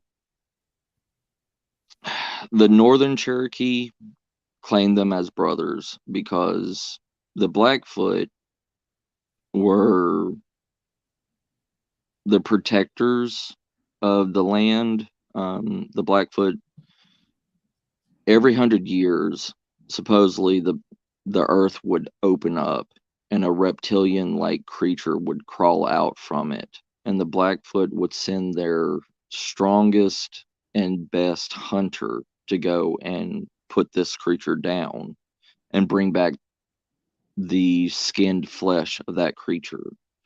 Mm-hmm. And they they were really the veil protectors of the world. And but the thing is, the crack hasn't opened in the last 300 years. Mm-hmm. And so we don't know what's happened, but the bloodline and the brotherhood is close between the Northern Cherokee and the Blackfoot. Like literally like twin brothers pretty much. Any idea as far as like how close geographically those two tribes were? Uh the Because I feel Blackfoot, like I understand the Blackfoot to be Carolinas, North Carolina. well, some Blackfoot traveled and interbred with the Cherokee in the Carolinas, but their home is North Dakota. Like that's where The they main. resided. Yeah. Mhm. Um, The reason I'm so but fascinated with it is because I have recently felt yeah, very strong connection with take care of his brother. Carolina, somebody from North Carolina. Hmm. Actually, a couple people. Yeah. It, the Blackfoot and the Cherokee have always been together. It even in ancient texts in spoken tongue, you know, they call each other brother and sister tribes because the Blackfoot stayed in their own area, but they did travel out to trade with the Cherokee and also to hunt with the Cherokee. And but they really didn't deal with other tribes, because the Cherokee is one of the biggest tribes. Mm-hmm. I mean, everybody and anybody has a quarter, a Yeah, everybody that's has, what they say. yeah. The joke of the Cherokee is, how many white men does it take to make a full Cherokee? And they say 4. Because I mean, it is just one of the running jokes, like, and they say, how many white men does it take to make up any other tribe? And they say they say a baker's dozen. Because of the travesties and the wars that took away Yeah. so many of our ancestors Yeah. on these lands that we live our daily lives, all Americans across this country. Yeah. But we lost many, many, many of our brothers and sisters. Yeah. So, but the reason I'm asking is because this is the most recent wars on these American lands Mm-hmm. that took so many. Are Yeah. these spirits that are still with us? Are these some of the spirits that people are seeing now and calling orbs, ghosts, UFOs?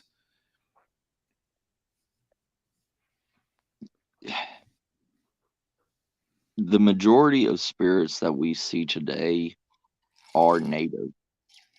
I mean, Thank you. the literally the majority of them are native blood. I mean, this land is bled with native blood. It's been dyed with native blood. The most recent of the Yeah. of the of the of the most heinous acts that happened on these lands that we live our American lives under the red, white, and blue flag.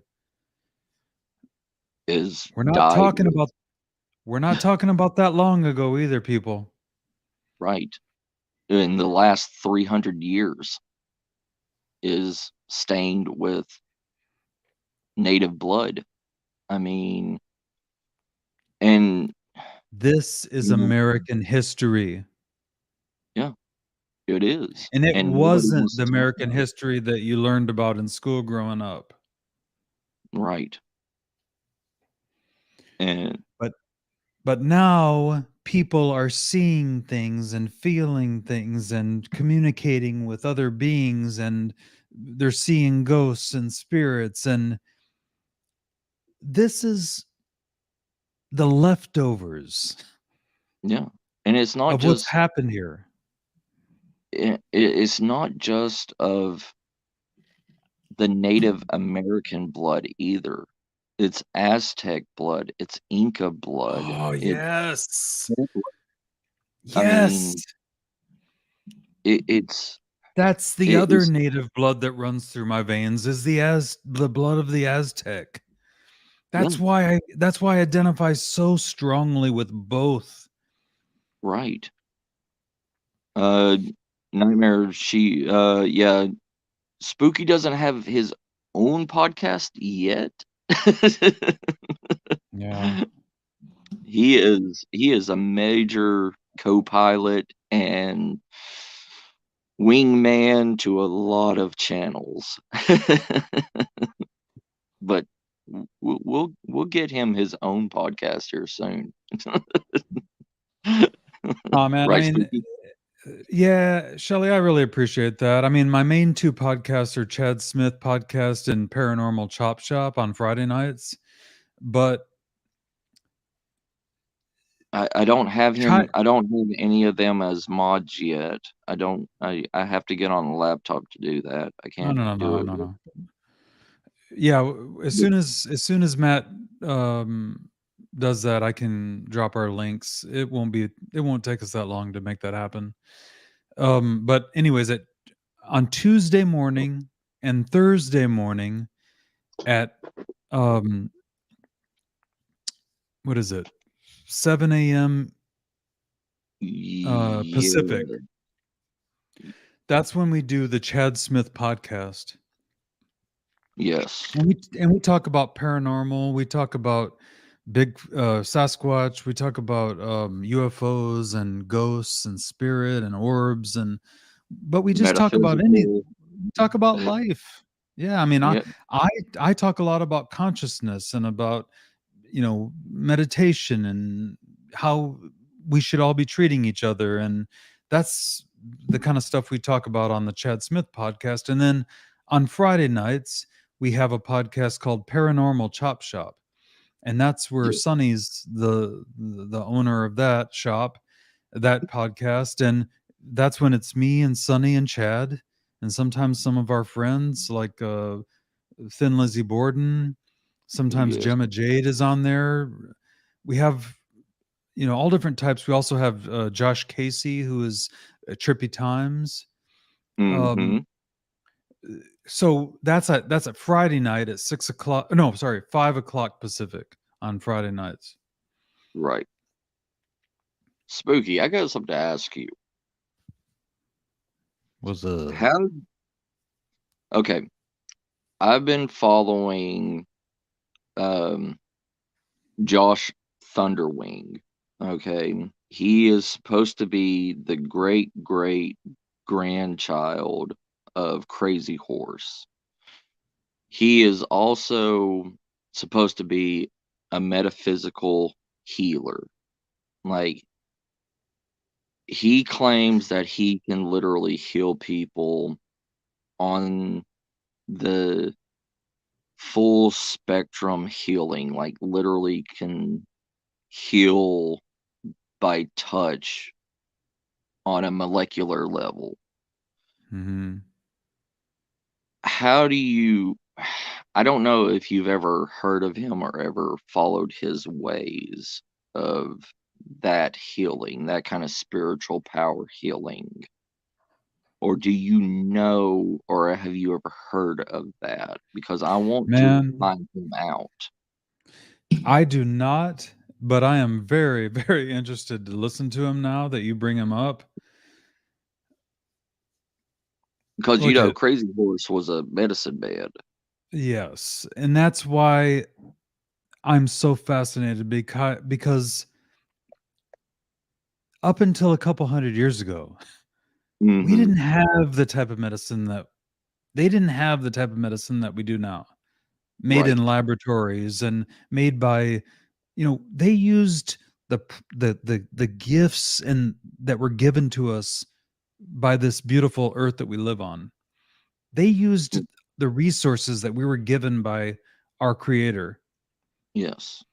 By nature itself, by Mother Earth, by Yashia. Exactly.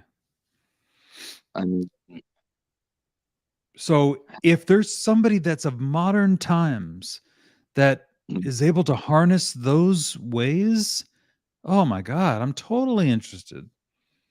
Yeah, supposedly he was able to heal somebody with pancreatic cancer in like 2 weeks.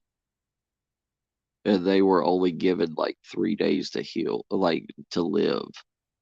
That was on the scale of how rampant that cancer was. And he kept him alive for 2 weeks and healed him completely. So how about Chris Bledsoe in North Carolina? I mean, with his interactions with the orbs and with what he considers higher beings or entities, he was cured of a disease that does not have a cure, Crohn's disease. Right. He doesn't have those symptoms anymore. They're gone. He doesn't even have to worry about that. I know.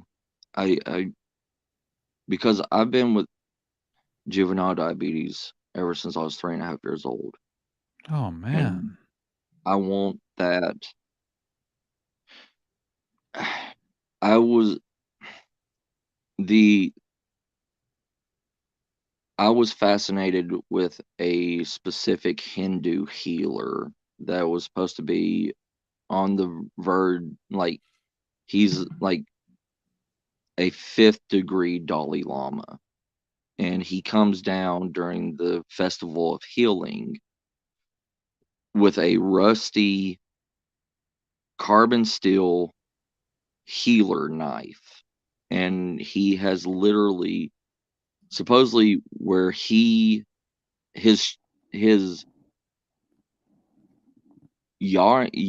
Yanara, I hope I'm saying it right. Kind of his version of chakra healing Mm-hmm. is harnessed through this carbon steel blade, and wherever he shoves this blade into your body and pulls it out, you are healed in that area. And I've wanted to save up money and go to the Festival of Healing and be healed by this man. And he's supposed to be almost 120 years old. And he comes down from wherever he is. He's a complete hermit. He has no human interaction. And until this festival comes. And like I want to see if he could heal me. And Yeah. yeah, I mean, right. as soon as possible. What do you got to do to make this happen? I mean, do we have to set up some kind of account or like a No, like I mean, I just I, w- I want to experience it because he's only ever been videotaped once, and I want to have a live stream of him being able to heal me, and I want to do it on my own dime. You know what I mean? And I want, because I want to know the truth about everything. I want to experience all this stuff. right on, And man. hey, how you doing? How you doing, old fart talk? I've Oh never no, met that's a you cool before. fucking name. Right? That's great. That's actually the best name on Right. YouTube right now. It is. Hello, Brown Dot. How you doing? Old fart talk. OCO brother. Oh, that's Warhorse. OCO brother. OCO is hello. OCO. Yeah. Like good day. Uh how do I explain it? um it's not like hello or anything, but it's a greeting. Is Well, the like in greeting. I mean, in Hawaii, they say aloha. Right. In Buddhism, we say namaste. Namaste. Yeah. And in there's all these different greetings, and we really, you don't have to say if it means hello, goodbye, or whatever. It just means Right. what it is. It's a greeting. Yes. It's a expression of respect, Yes, sir. Yes, sir, brother. acknowledgement. Yes. And it's but everybody's so used to formal greetings, you know what I mean? That they're not set to old ways, old or other cultures greetings, like they're taken back by it if you say something other than hello, you know what I mean? And I don't like that. I really hate that way of thinking, that thought process. If I come to Yeah. somebody and say Nicaea, and they're like, "What? Did you just cuss me out? Did you what was that?" Like, and it is. I just hate new. I hate this world's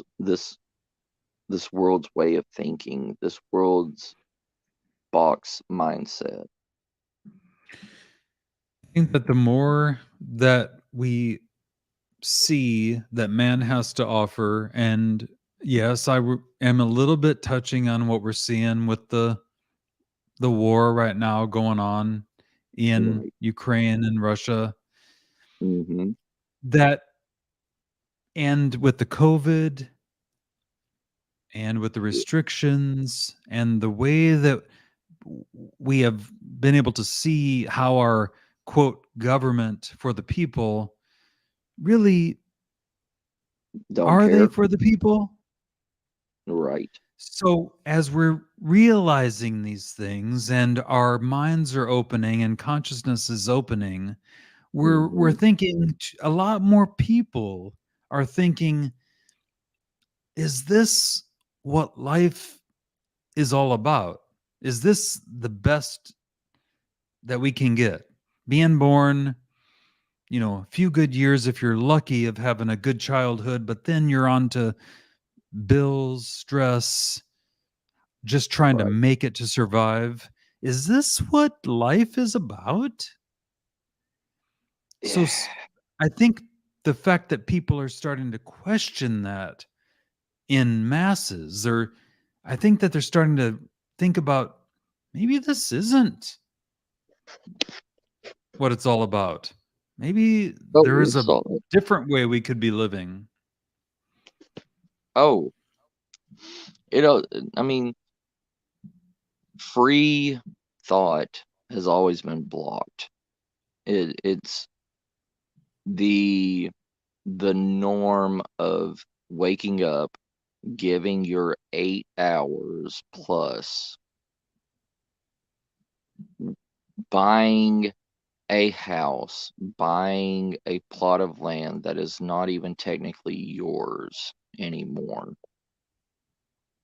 That mindset of waking up, living to provide, is the hamster wheel of normality that we have been pushed to live. Because your house, my house, our land is not our land, because once you paid off your house, you still have to pay the taxes on your land. You still have to feed the war machine. You know what I mean? Unlike it was a century ago, it was the person in power that is getting paid by our dollar to live, the higher individual. It's not like our tribal thinking. Land was land.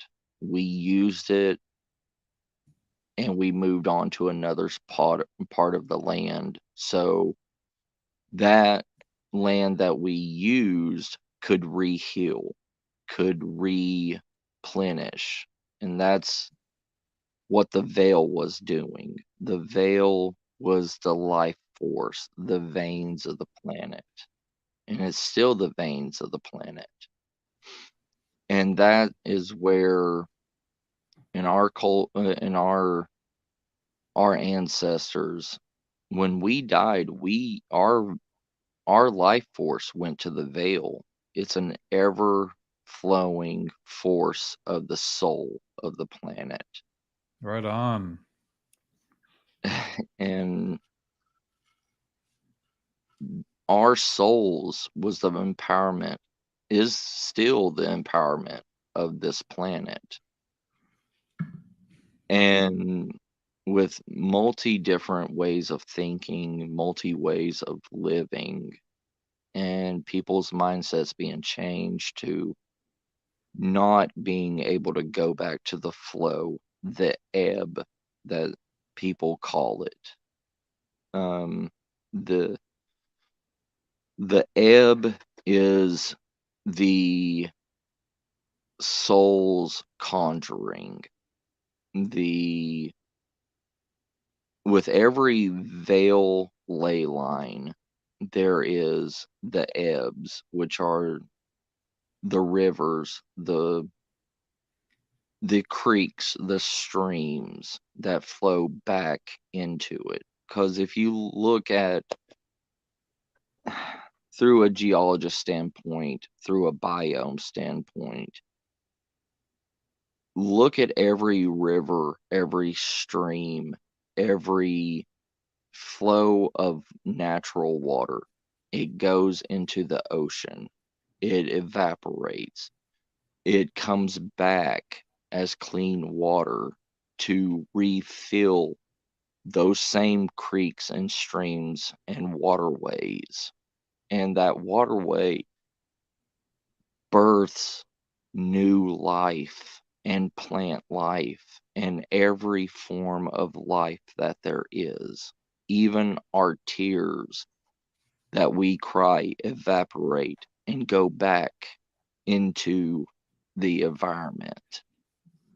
Our sweat does the exact same thing. It comes out of our bodies. That's why our bodies are made up of 90% water. Water is the power source of this whole entire planet.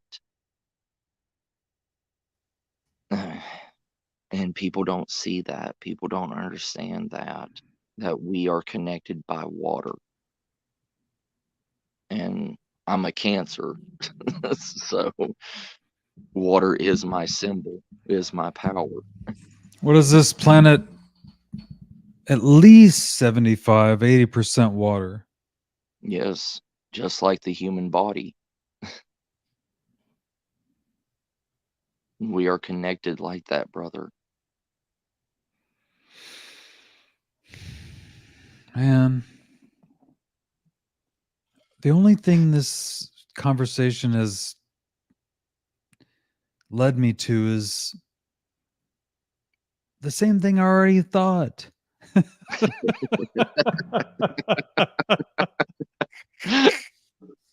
I'm glad. But I don't get to talk with somebody that comes from the same, I guess, Mindset.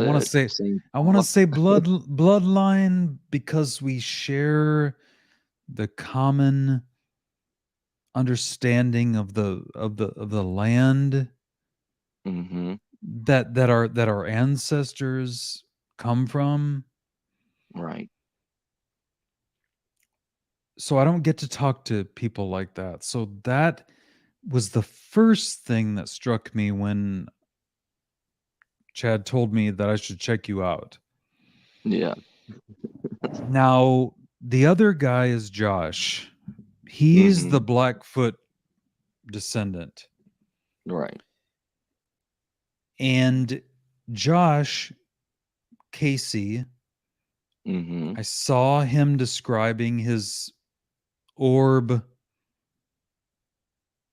encounters or experiences. And I said, oh my God, this guy, when I first saw him, I said, I feel like I fucking know him. Right. I couldn't believe how I felt like, and this guy is on the other side of the country than I am. Yes, sir.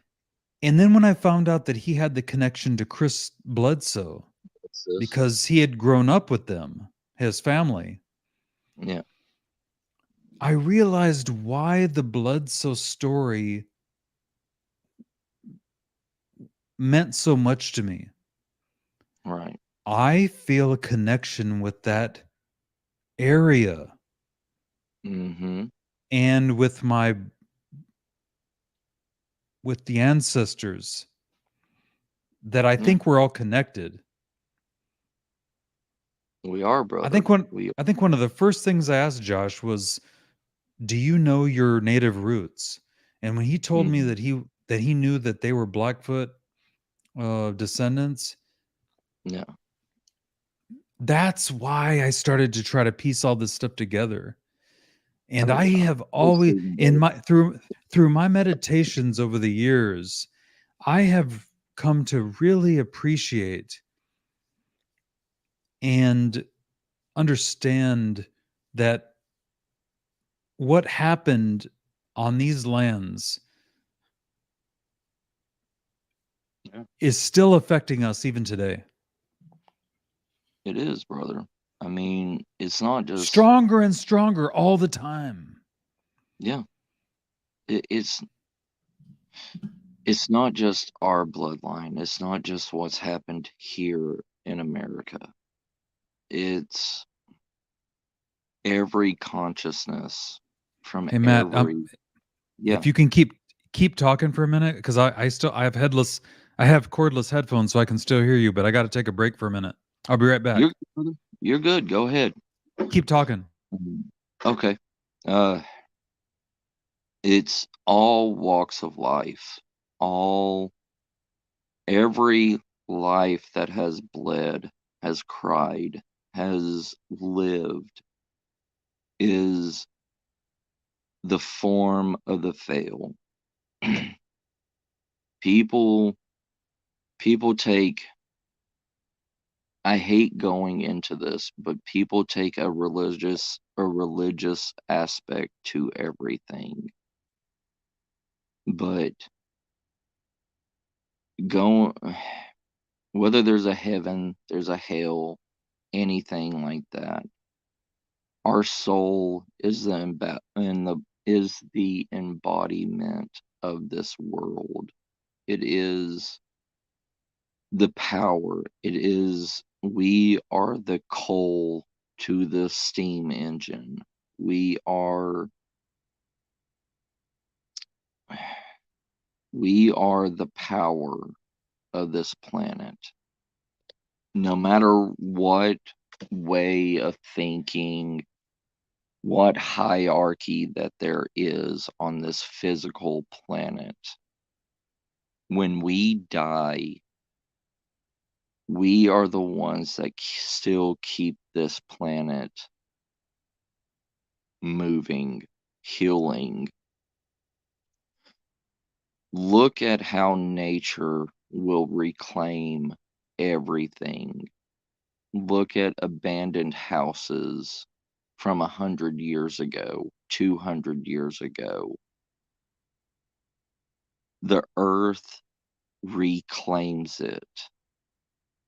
Over time, yes, but it will still fall to nature. Look at the Incas, look at the Aztec civilizations that over centuries the jungle has taken it back. We wouldn't have known anything about the recent structures in Mexico, in South America, until we had satellite imagery that said, look, there's something here that's been overgrown with the jungle. Let's go and see what it is. And come to find out that it's ancient civilizations. Man, when I saw that National Geographic on Disney Plus, Mhm. and they showed that mini series about, I think it was called something like Discovering the Mayans or something like that, The Secrets of the Mayans. They took that LiDAR technology down in the Mhm. jungles of Guatemala Yeah. and they looked with that LiDAR technology in those jungles, and they saw thousands of ancient structures, whether it be pyramids or ancient ruins. Yeah. But it's exactly what you're saying. Our history endured, and Mhm. the Mother Earth took back what was Preserved it. hers. But Mother Earth takes back, but also preserves it. You know, anything that was created with Mother Earth is protected and preserved. Everything that was created by our ancient civilization was founded and created from what the earth produced. And she inherits that, and she takes it and keeps it still alive. Look at the pyramids, look at everything that has been created. No matter how much man-made technology has created to put into it, we still took it from the womb of the mother, and she strengthens it and keeps it around because it is a part of her. What is the worst thing that, I mean, I think we're seeing it right now as we speak, but what is the worst that man can do to force the Mother Earth to take it back? Nuclear. That's the worst. Yeah. But man has already used nuclear. And Mother Earth has grown from it. It's a scar, but nuclear bombs, nuclear energy, Technology. Mm-hmm. yeah, technology is the worst that man has created that will disintegrate anything and everything. And it will literally burn a shadow into bricks if used. But I mean, those shadows are still burnt and etched into the ground in Hiroshima. But that just shows that we will go back to what we were born from, dust. And even though we can destroy ourselves with it in a blink of an eye, we can destroy the whole entire human race with a few nuclear bombs. But in the aftermath, Mother Earth will still survive. Mother Earth will Oh yeah. still come back. But But we that's don't the want it to go to we don't want it to go to that length. Armageddon. We don't want it to go to where the planet has to be washed clean again. Uh-oh. Spooky, did you freeze on me? No, I'm here. Can you hear me? Spooky, Can you hear me, man? no. What?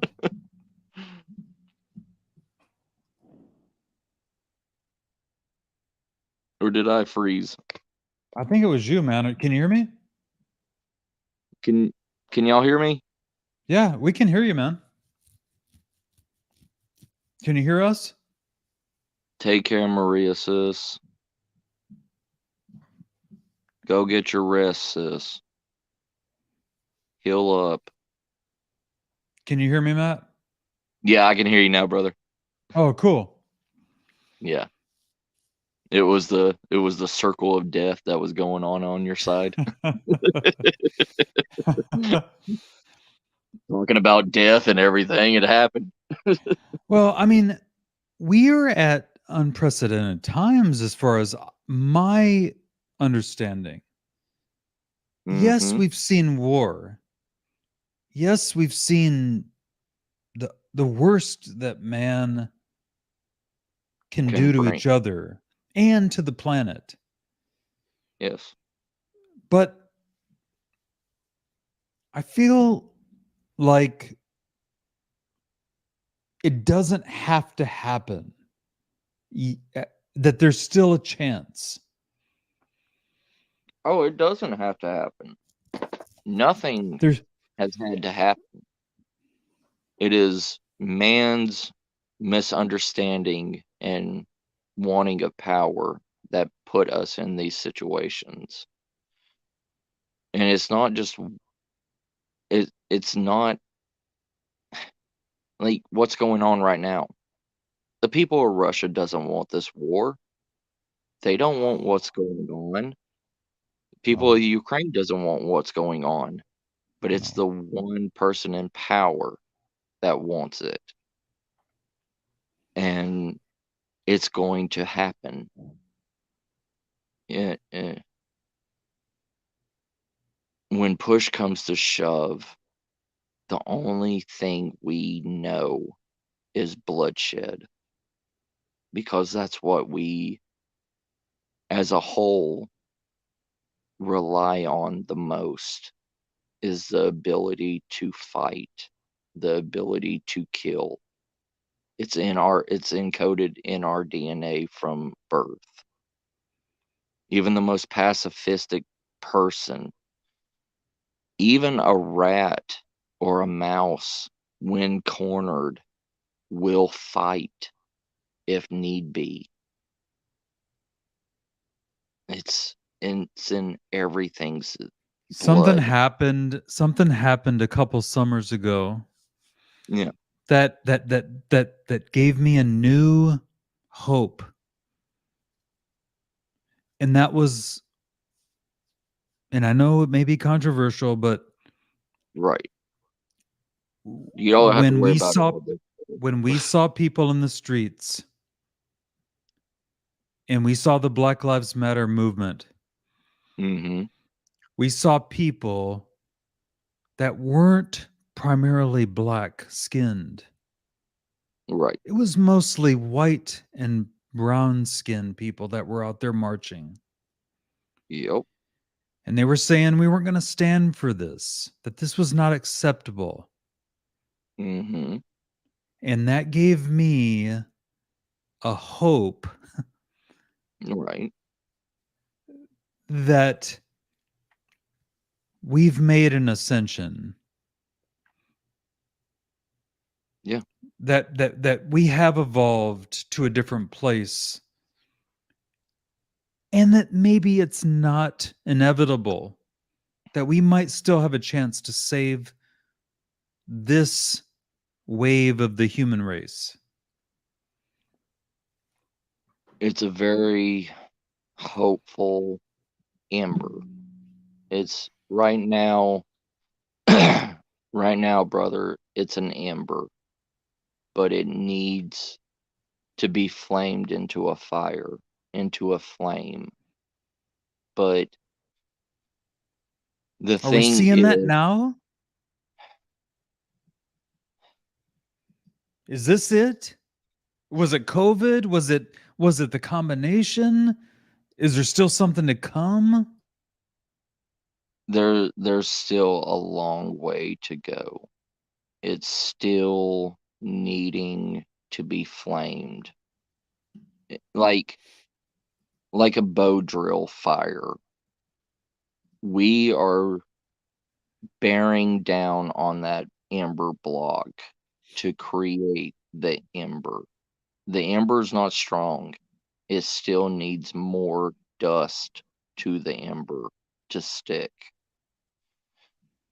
But soon, soon it will be made.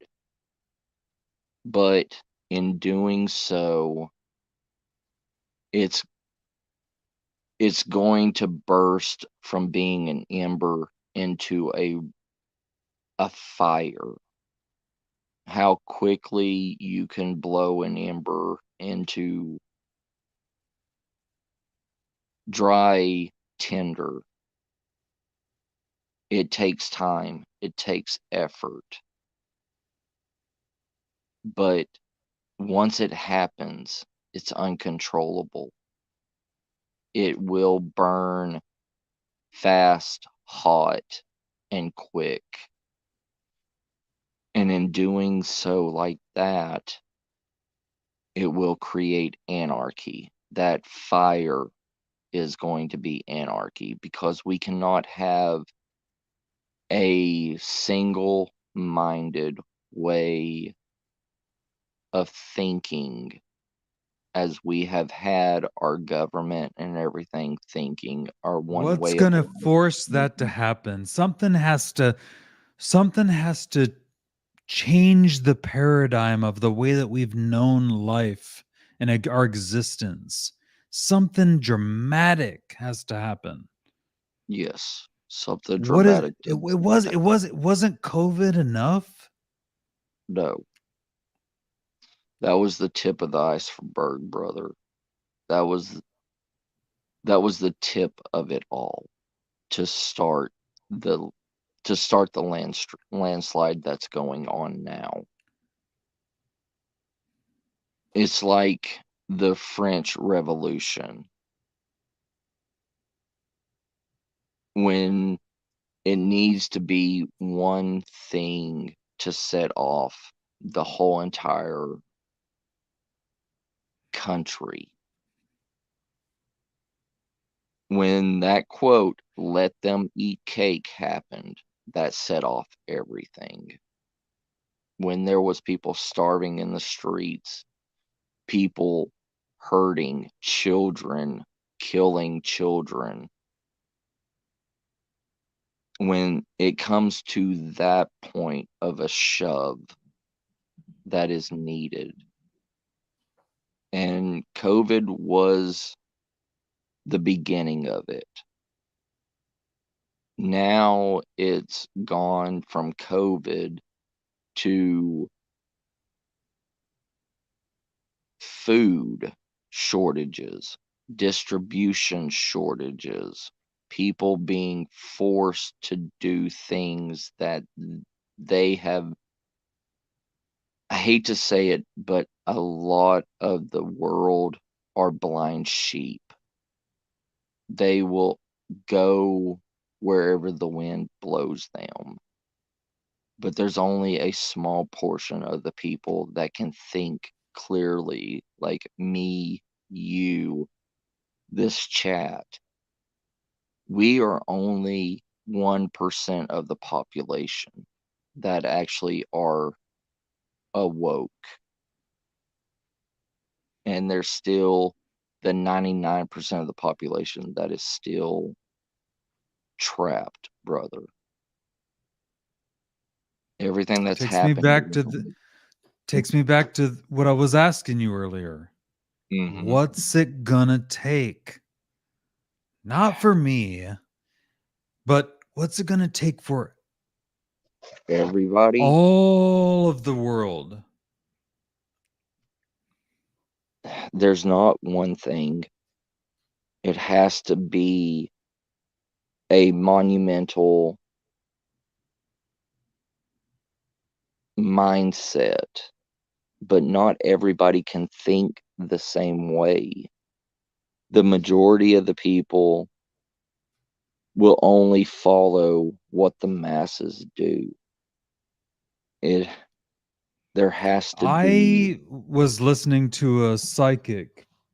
I'll say Uh-huh. a psychic because I don't really want to give away exactly who I'm talking about, but I'm talking about somebody that has an insight to what's, in their opinion, to come. Okay. And what this person said was that there was going to be many, many, many more lives lost Oh yeah. before we were going to get to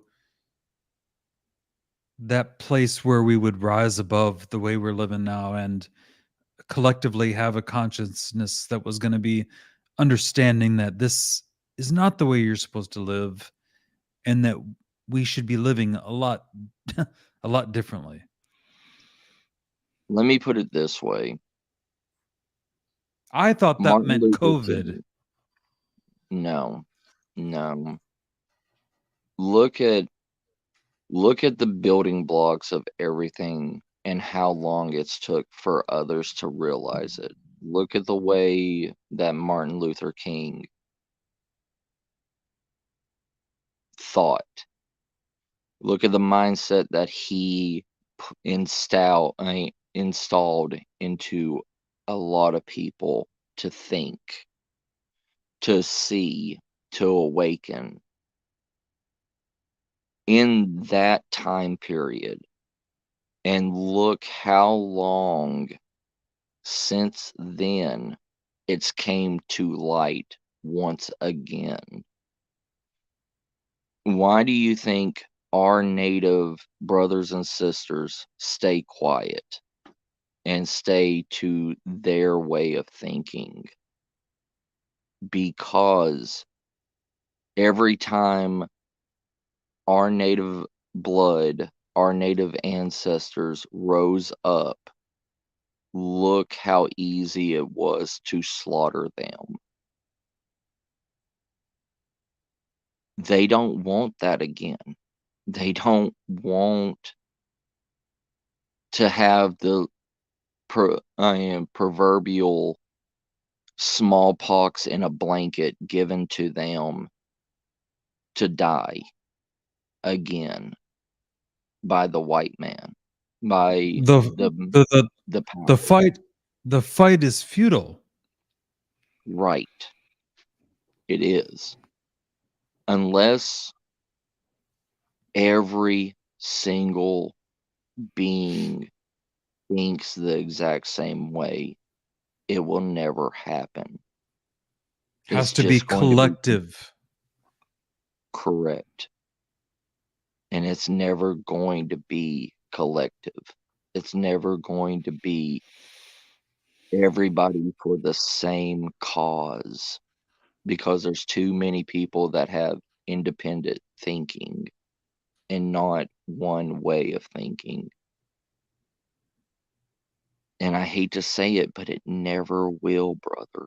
It never will until anarchy happens. And even in anarchy, to shut down the major powers. Anarchy is anarchy. It comes from all, but in different flows. And in that way of thinking, God help us. It's so frustrating because it doesn't have to be. It doesn't. It seriously doesn't, brother. But that's what I tell people in some of my comments that I share with people is we know that it should be so simple. Mm-hmm. In the ways of the Buddha, it can be summed up in 3 words: treat others well. Right. But we make it so fucking difficult. The most simple of things. Why? Ego? Greed? Mm-hmm. Lust for power? Yeah. This ruins all of that. That should be so simple. There is that is a loss of spirituality. Oh yeah. There is no simplicity anymore, brother. It is the basic thought process of simplicity is more complex than the actual mindset of it. Hey, look at every walk of life. The most simple way of life cannot even be understood. That goes with right now, the most simplistic way of life would be everybody having a homestead, everybody having their own piece of land, their own what the true American dream was. Look how many thousands and thousands of people died just on the Oregon Trail to go from one spot of land to another spot of land of uncharted territories just to have a free home because they were able to cross that barrier, that grueling way of almost dying, to be Yeah. rewarded with what? Nothing. Monetary gain. But I'm sorry, I am about to fall asleep, Spooky.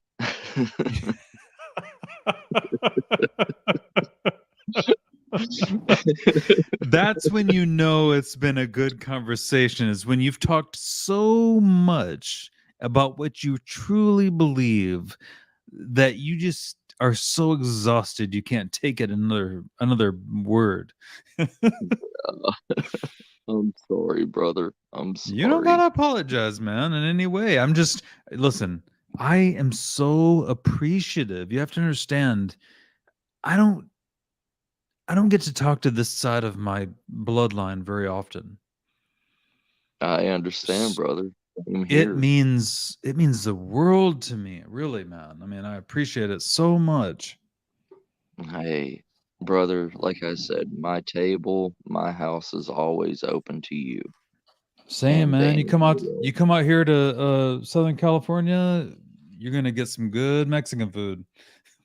Brother, I am down with that. I will gain 20 pounds for you.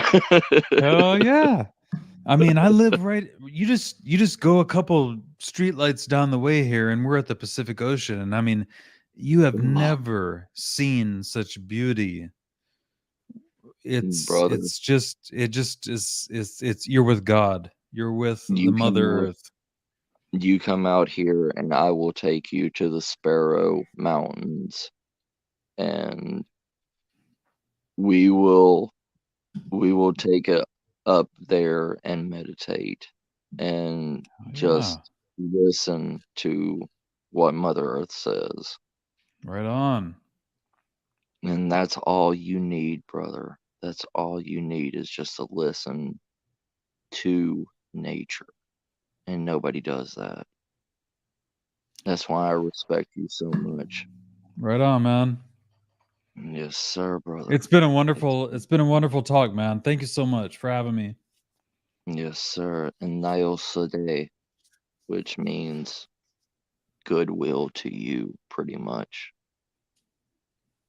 Thank you so much. Same to you. Always, brother. All right, You man. take Let's care. All right, have a good night. Now you too, brother. And Thank you, everybody everybody else, in the have a chat. great. Love you guys. Love you all. Y'all take Good care. night.